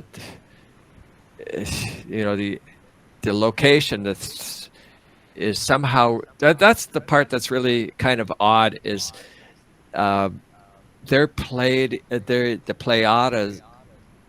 Pleiadian star system is just beyond our Pleiades, and so there's somehow a relationship between our space and their space, and yet there's a difference in the split second time difference or the dimensional difference, or it's really kind of weird that there is that relationship, and yet so I don't understand it. I mean, I don't know what in their dimension in our area where the Earth is. I have no idea what would be there in their dimension. There could be like some kind of planet in their dimension that has the name Terra something or another, which is 80 light years beyond the Earth in this space-time continuum. I have no idea. But so. But that concept of like another dimension having another you does not really make sense, right? Because if there's one spirit form, then there's one overall consciousness block, and the respective consciousness blocks. Yeah. But then the other thing that's really confusing is how somehow there can be a dividing of that. For example, when Billy was at the center and was going to go into a what was it, into the past, or into the into the Bermuda Triangle. I don't know if you remember that, something like that. They were going to enter that and go into different dimensions, right? And but the ship that I don't know who it was maybe Semyasi who was piloting the ship. She said that her ship was not capable of it. So what we're going to do is we'll wait until I don't know who it was, Quetzal or whoever, or Ta was going to come with a more advanced ship that was able to go in and come out again. Her ship was able to go in but wasn't able to come out again, something like that. And so they were waiting. You remember the story. They were waiting. She said, well, we'll wait for him to come. And in the meantime, we'll go back 2 weeks in time, and we'll just hover over the center. And so he's in the ship, and he's saying, well, that's really strange. Now, I'm down there working, and I'm up here in the ship. So that means I could go down and knock on the door and see myself open the door and look at my dumb face as I looked at myself, my future self, right? And so to me, that's kind of odd too, that the spirit or the creation energy part piece within the human being can actually be in different times all at the same time, which is really bizarre. I can't even, there's so many things that I just can't really fathom how it works, but just strange stuff. Yeah, I mean, it's really mind-boggling, especially the time travel part and everything to do with it is really quite a bit to grasp. even I was the one that Francesco Valetti, Ralzai, he had a video on that as well. That was also quite interesting, and he was explaining the grandfather paradox over there, right? From the basis of that, where if you go back in the past, you kill your grandfather, then will I be born there? Will my father be born? So that was some good explanation that he mentioned for that. Yes. And then of course, then there's stuff that happens when you travel into the past that had, and for example, when Billy went into the past, into the 14th century France with Ascot, and they met the monk in the in the country in France, yeah, and the guy the Russian guy that they time traveled with. Are everybody familiar with this story? Yeah, No, yeah. I don't know this one. Oh, okay. So what happened was Billy was with Ascot in the desert in the Middle East, and they accidentally ran into this Russian guy that was camping. Yeah, yeah. I don't. Yeah, Jitsi, and so they took him along. Right, he agreed finally to come along on this time traveling thing. He didn't even know he was going to go time traveling until it was happening. But he agreed to go on to this adventure. And in the 14th century, he had brought with him, because all his belongings on this trip, he had brought this battery pack, which he used to put around the perimeter of his campground, so that intruders, he'd be forewarned, because they get electrocuted. It's like a cattle wire. So he brought this back into the 14th century, and I guess he was having a conversation with this monk guy, or this guy that was no, he wasn't a monk. He was a rabbi, I think. Yeah, but he wasn't really a rabbi. He was I don't know what he was. He was living in. He had this cabin in the country anyway, and so he showed him, and he left it behind with him, and then it turns out that there was a book, and so this rabbi guy used it to electrify, I think, the door handle on his cabin, so that anybody coming to the cabin would get a zap, right? And so he was like a wizard type of person, right? Anyway, apparently there was a book that was written that some guy in the early France had a battery. Now I don't know where the information is. I'm sure I could find it again, but so that just goes to show you that the future can influence the past somehow. But it had to happen too, because the book came out. This is kind of strange things. Yeah. Wow, this is a very interesting story. I didn't know about this one. I think this is in line with Ascot's time when she took Billy to meet Emmanuel. It was around that time, because there also, I believe, they had taken Jitsi, and there was one person who I think who was quite interested in the battery and the lighting and everything that Jitsi was carrying. Yeah. And the other thing that we found out, which was really interesting, was but that's not time travel. But how Svat tried to influence, who was it? The guy from dropping the bombs and during the Second World War. Not Nixon. And that was Truman. Truman.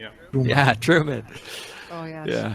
That's crazy too, that Svat was like trying to influence, the world, because he could see that what was going to happen. But I guess you know, having the ability to see into like the future, like maybe that's probably they had that, they were looking at that too. They were looking, you know, doing their best to yeah, but I guess certain things have to happen. That's the other thing too about probably meditation is just thought about it, you know, the time traveling aspect of meditation. And, you know, so there's so many things that we are capable of, you know, would be capable of doing, you know, we will be capable of doing in time, you know. So it's better to try to get a handle on meditation the best you can if you want. The sooner you get a handle on it, the sooner there'll be new doors opening. That's what it is. This material is like each door that you open, there's a new door to open. There's more knowledge and more information and more understandings, and then there's a new door to open. You know, it's just more and more and more, right? Very right. The more you dig, the more you find. I think I'm just looking at the watch right now, and it's going to be 2 hours soon. So I don't want to really, you know, we don't want to keep you too long, Catherine and Michael. You know, your Saturday is just begun. So if anybody has any other questions, we can maybe, yeah, Darshan, go ahead.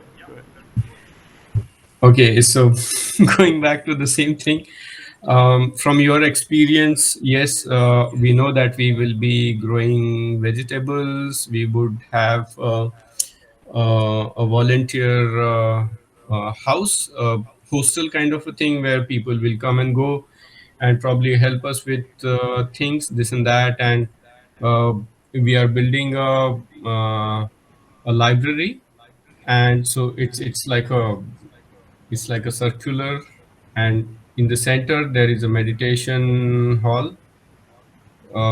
So this is one which is like, you know, for me it is like the most prime thing, because we want to have a library, we want to have books from Billy in all languages. That's what, you know, I always thought about, that whoever, if some German is coming, he or she would be able to read. A Russian coming, they can read things like those, or Japanese. So whatever languages things are translated so far, we would have all that there in that library. So there's meditation hall, there's library in the same building. There's a volunteer house, hostel, which is separate. Obviously, we would have residence for us. But any suggestion which you think that must be added to this this eco village, which I'm calling it a eco village, Beam Eco Village. I mean, anything important I'm skipping, probably, you know, you, because you are there. And Cold cellar. Cold Somewhere you cellar. can, cold cellar where you can store stuff. Greenhouse. You know, we have a greenhouse, a cold cellar. What else? Good storage. Maybe Okay. you know, a shower block or something where the I guess that's be part of the house. You know, like they have at SSC where they built for the people that come and Yeah. have their Yeah. that type of thing. You know, outdoor lockers. I don't know if. I hope you're going to be getting all these people because it sounds like you're going to need them. I guess is the other thing about having libraries too, you know, and the fluidal energies and these books. So that's something to think about too, about reading the information. But I guess it's better to have it available than not at all. Yeah. So, Yeah. that's understandable too. I think the major consideration in India is with regards to the books is, you know, because they have to order it from elsewhere, it gets a little bit expensive. Yeah. I mean, the price becomes Oh. 1.5 to 2 times than Yes. what it is. So, yeah, I think that's a little bit of a hesitation. So we were discussing on that aspect as well, how we can probably, you know, help out with that. But it's a very long drawn process to reach that. So you I mean, guys don't live in the same place, though, do you? Right? That was the other thing. I think I was talking with Aditya. Darshan, So, Gajinder, Aditya, and Shreya, they live in Gurgaon. That's near Mehrauli, and I live in Bangalore. So I'm also from Gurgaon, but yeah, I'm working here in Bangalore. I don't know where Gurgaon is. Me and Shreya are in Mehrauli, and Gajinder is in Gurgaon. It's just maybe few We 50, 11, can 20 actually kilometers from see there. Ashoka Ashram from our rooftop. Yeah. You can see Gajinder's Ashok. place? No, Ashoka. Ashoka Ashram, Ashoka where Oh, Billy Ashoka stayed. Ashram. Oh, Yes. Ashoka. Okay. We Amazing. went there 2 weeks back.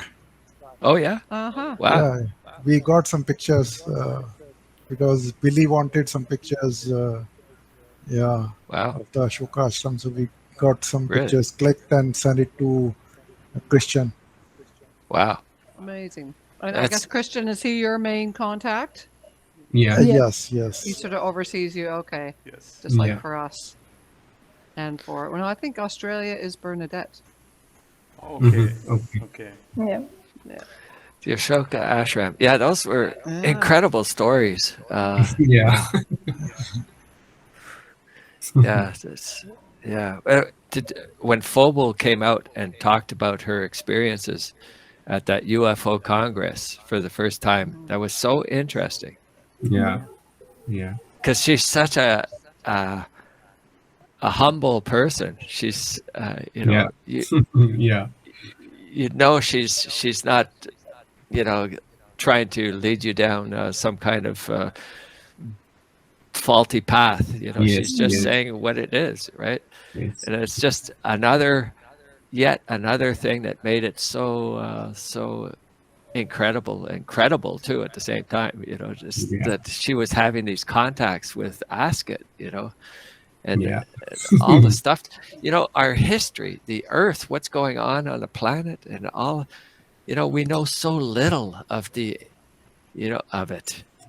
Like it's just crazy. Like the people that were coming, that had blue skin, that were coming Yeah. to the ashram to speak with her grandfather or whatever, and it's just really, this is what's going on the planet. It's, wow.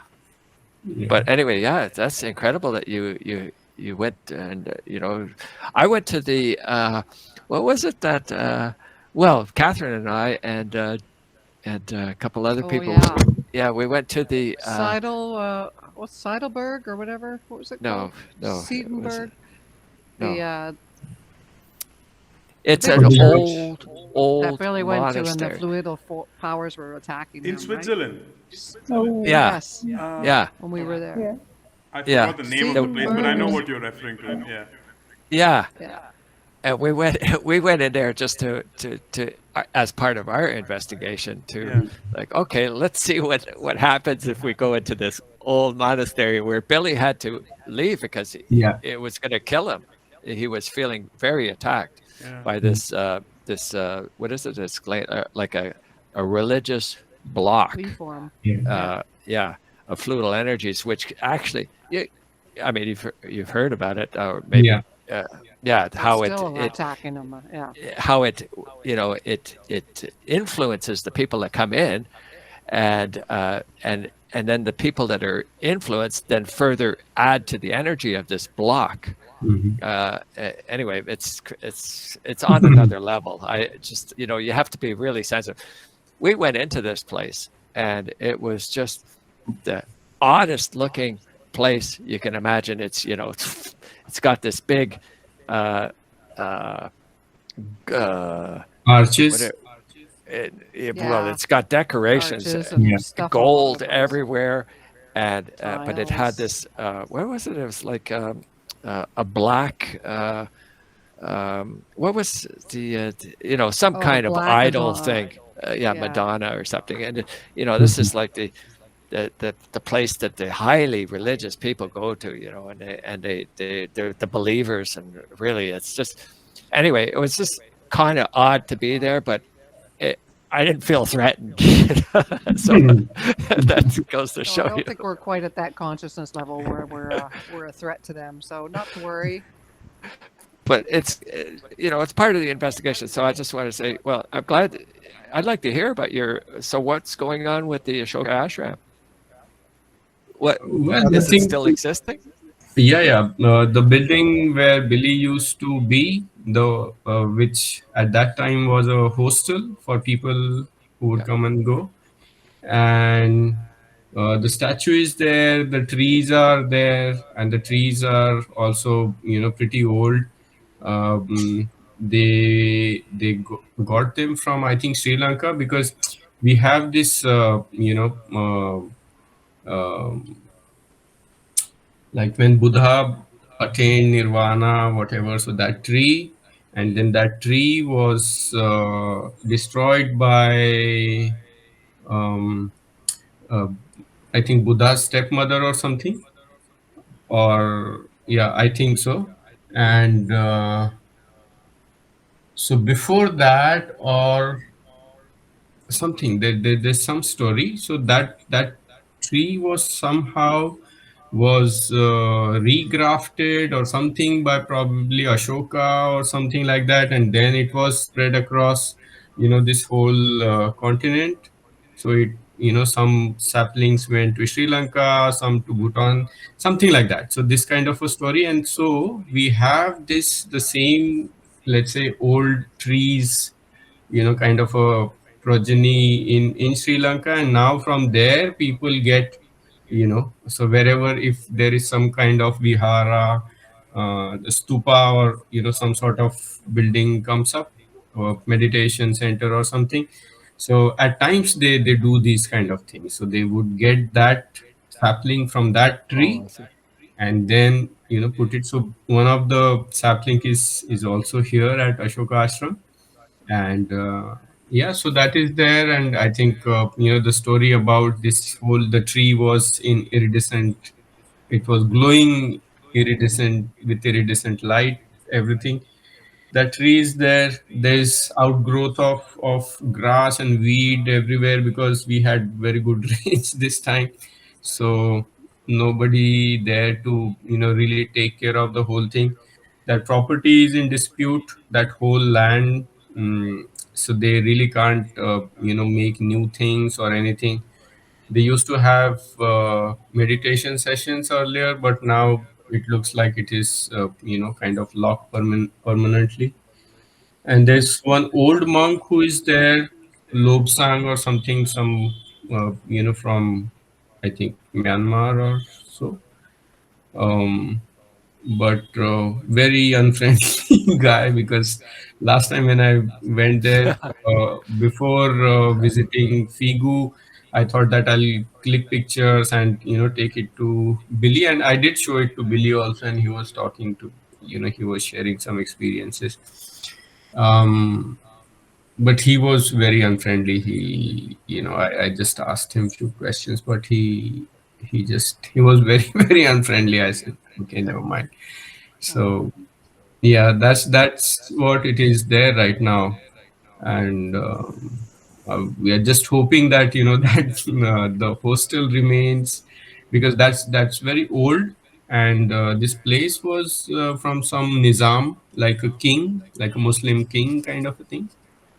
um, and so yeah, there's where uh, this thing was built, and now it is in dispute, some sort of dispute uh, with the government, something like that. But yeah, Fobol shot two videos there, uh, where this Oh, yeah. one bearded guy, this sadhu kind of a thing, saint kind of a thing, who used to talk to Billy in Hindi, and Billy would talk in German, but they would converse somehow, I don't know, without understanding each other or understanding each other. I have no clue.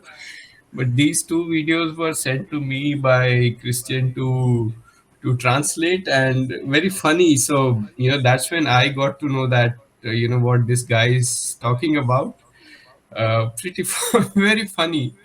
Um, So I don't understand that. So Billy was having a conversation and the other person was answering back in Hindu, Hindi, yeah, Hindi Hindi, language, yeah, Hindi, yeah. and did Billy speak Hindi? No, He was speaking German. Yeah. He They were was still speaking seeming to No, but I mean- understand each other. I think through But- feelings the communication was going on.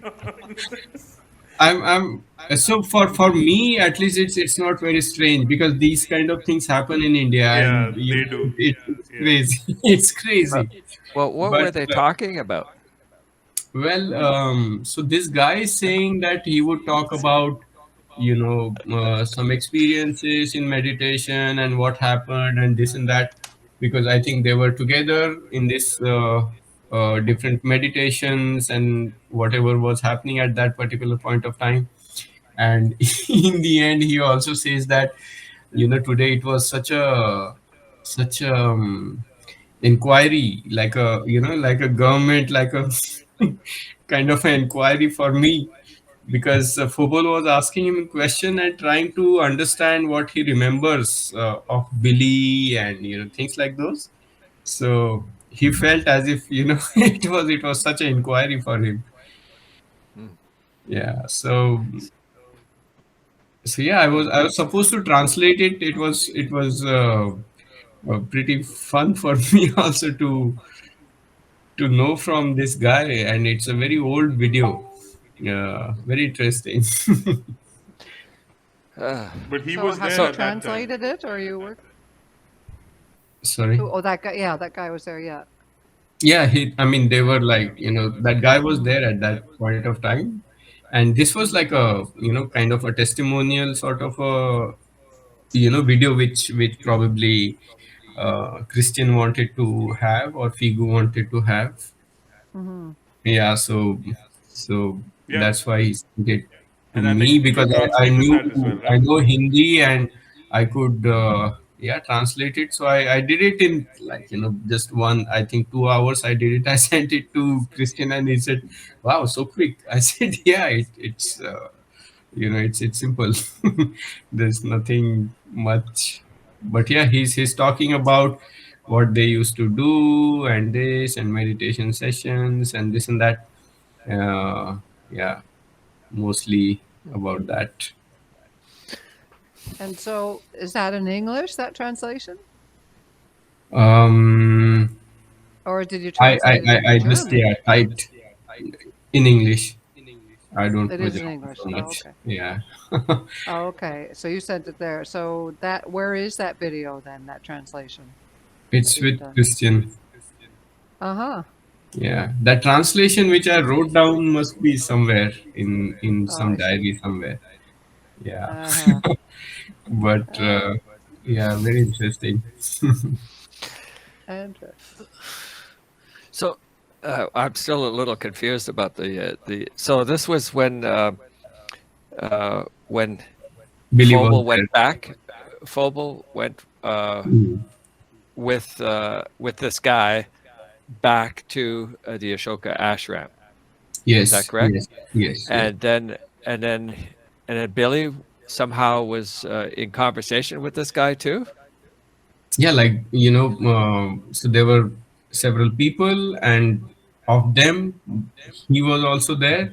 And remember, in one of the contact reports, Billy is talking about these meditation sessions in this full heat, and then I think Dhamavara used to, put a like a hit their back with this like a stick, like really really I bad. don't remember that. Okay, I didn't read that. Yeah. So all this he's talking about, the daily life, and he's also saying that, well, we used to talk, but he would talk in Hindi and Billy would talk in German.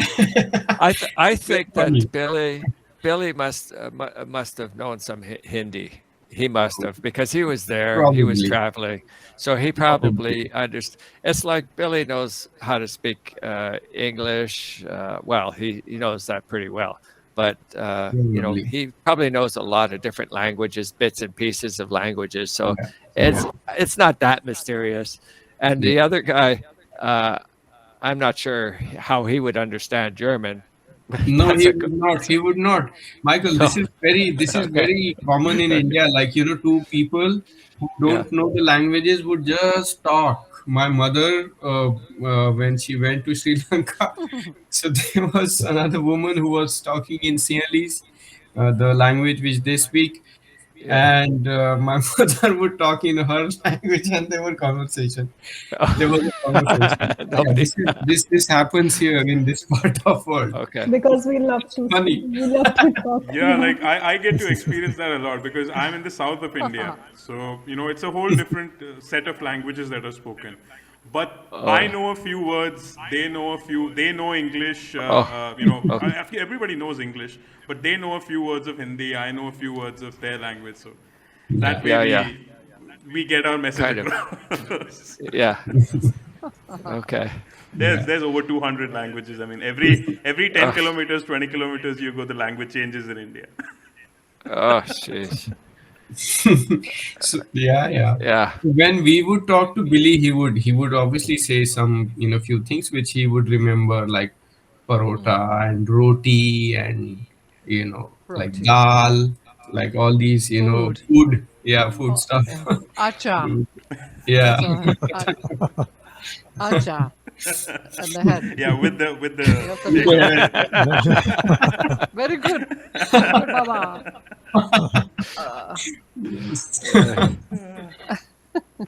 How long were you here, Catherine, in Pune?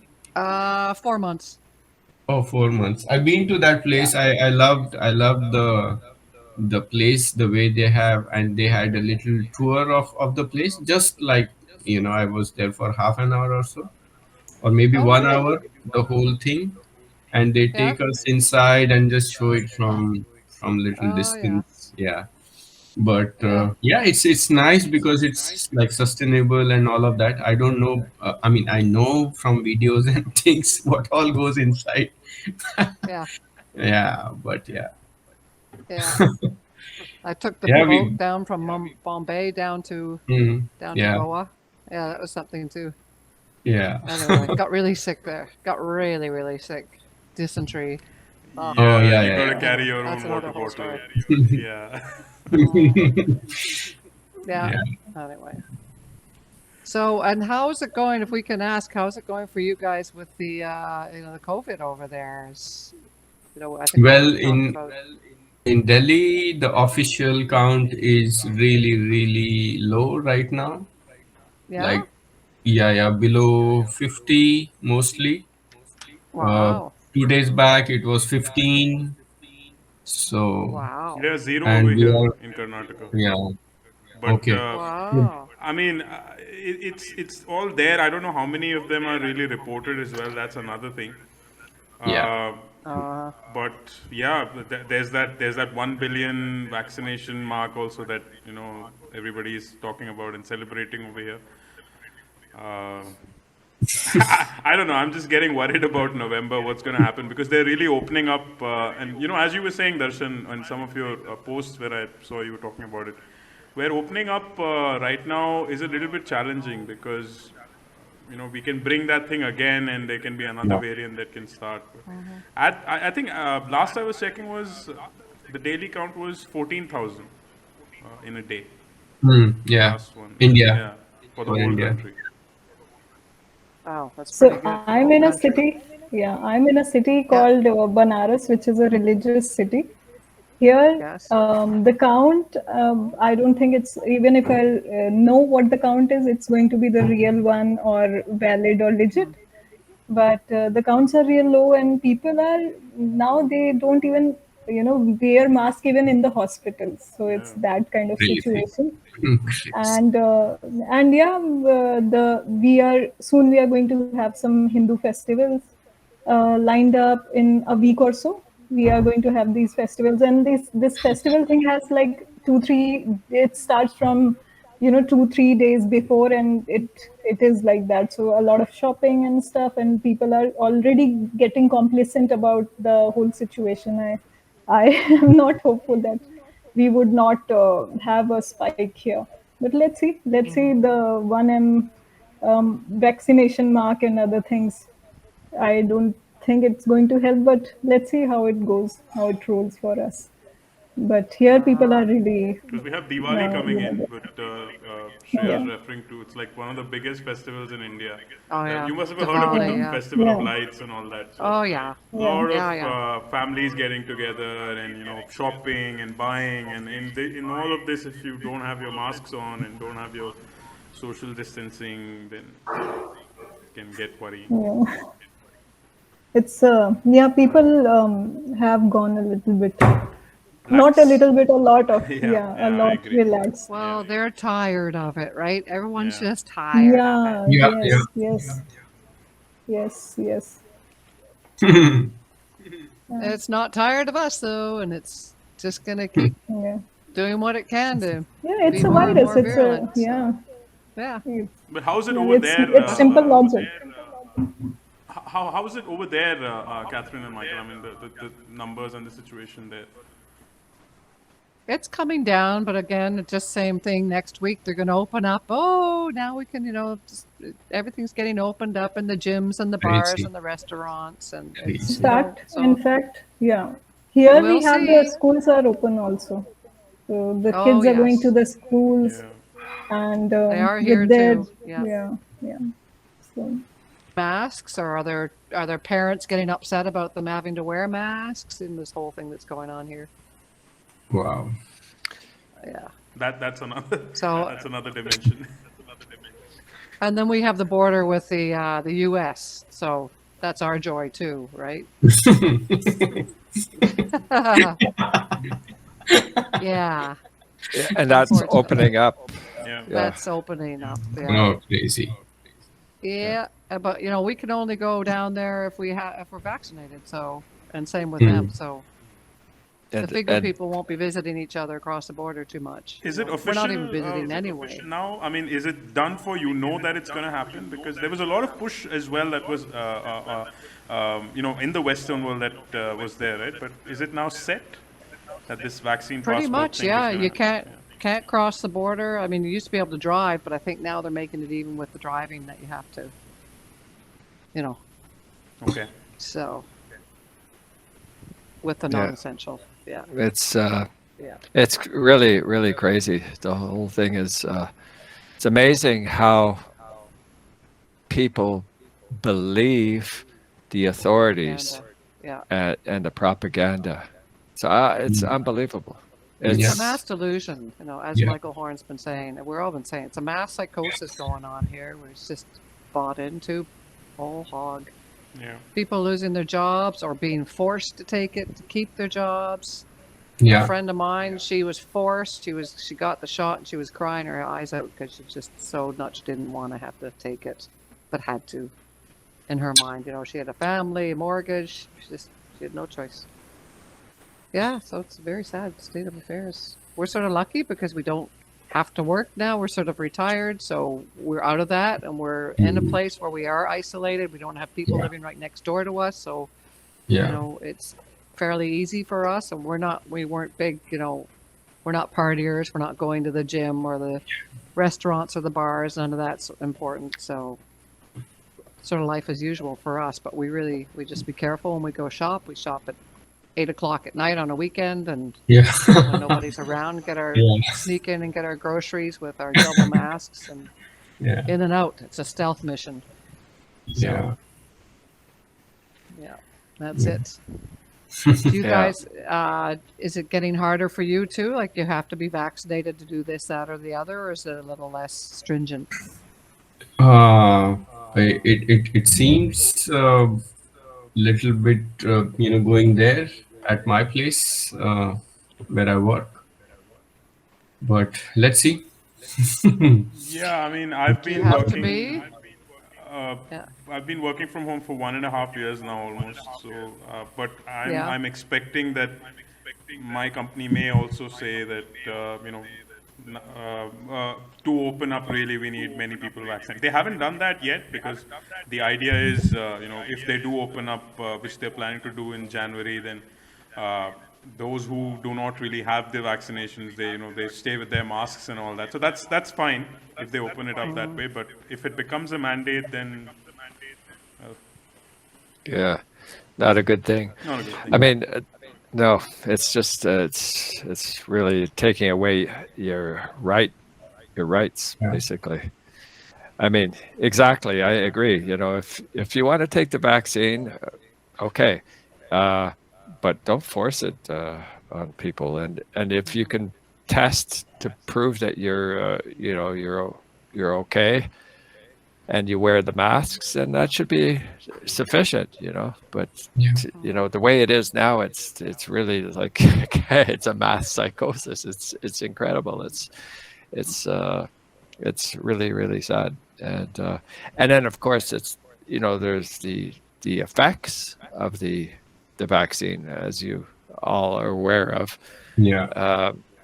And the way it there's the really great video. I don't know if you saw it, but it was an article talked about it in one of the Zeitzungen from one of the recent ones with Charles Hoffa.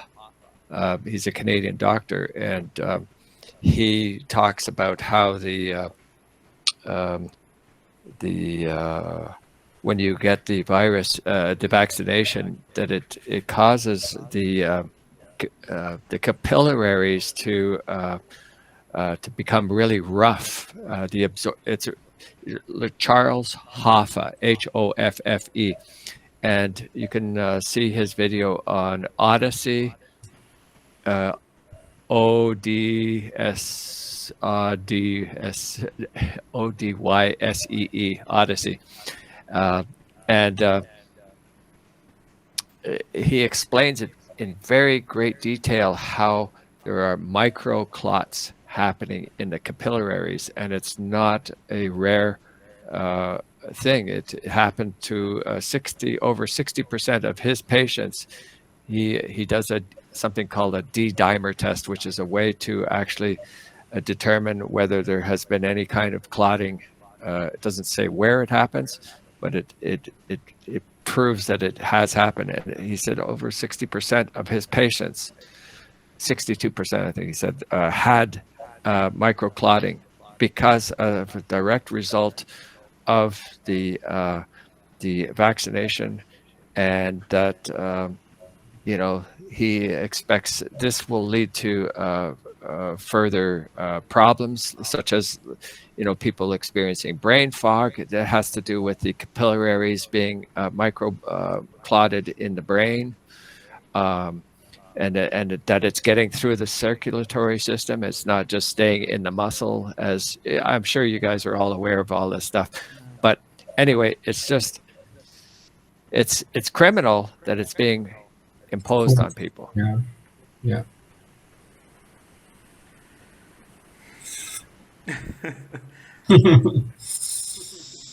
I mean, I guess we just got to wait it out. I mean, I guess at the end of the day, vaccination is something that's going to drive it away. But again, proper clinical trials and, all these side effects removed and all the junk that's there in the vaccines properly corrected, and then maybe, hopefully, because there's no other way that's really out of it, is it, Catherine, Michael, in terms of seeing some kind of normalcy, like to make it from a pandemic to an endemic to more controlled, apart from vaccinations.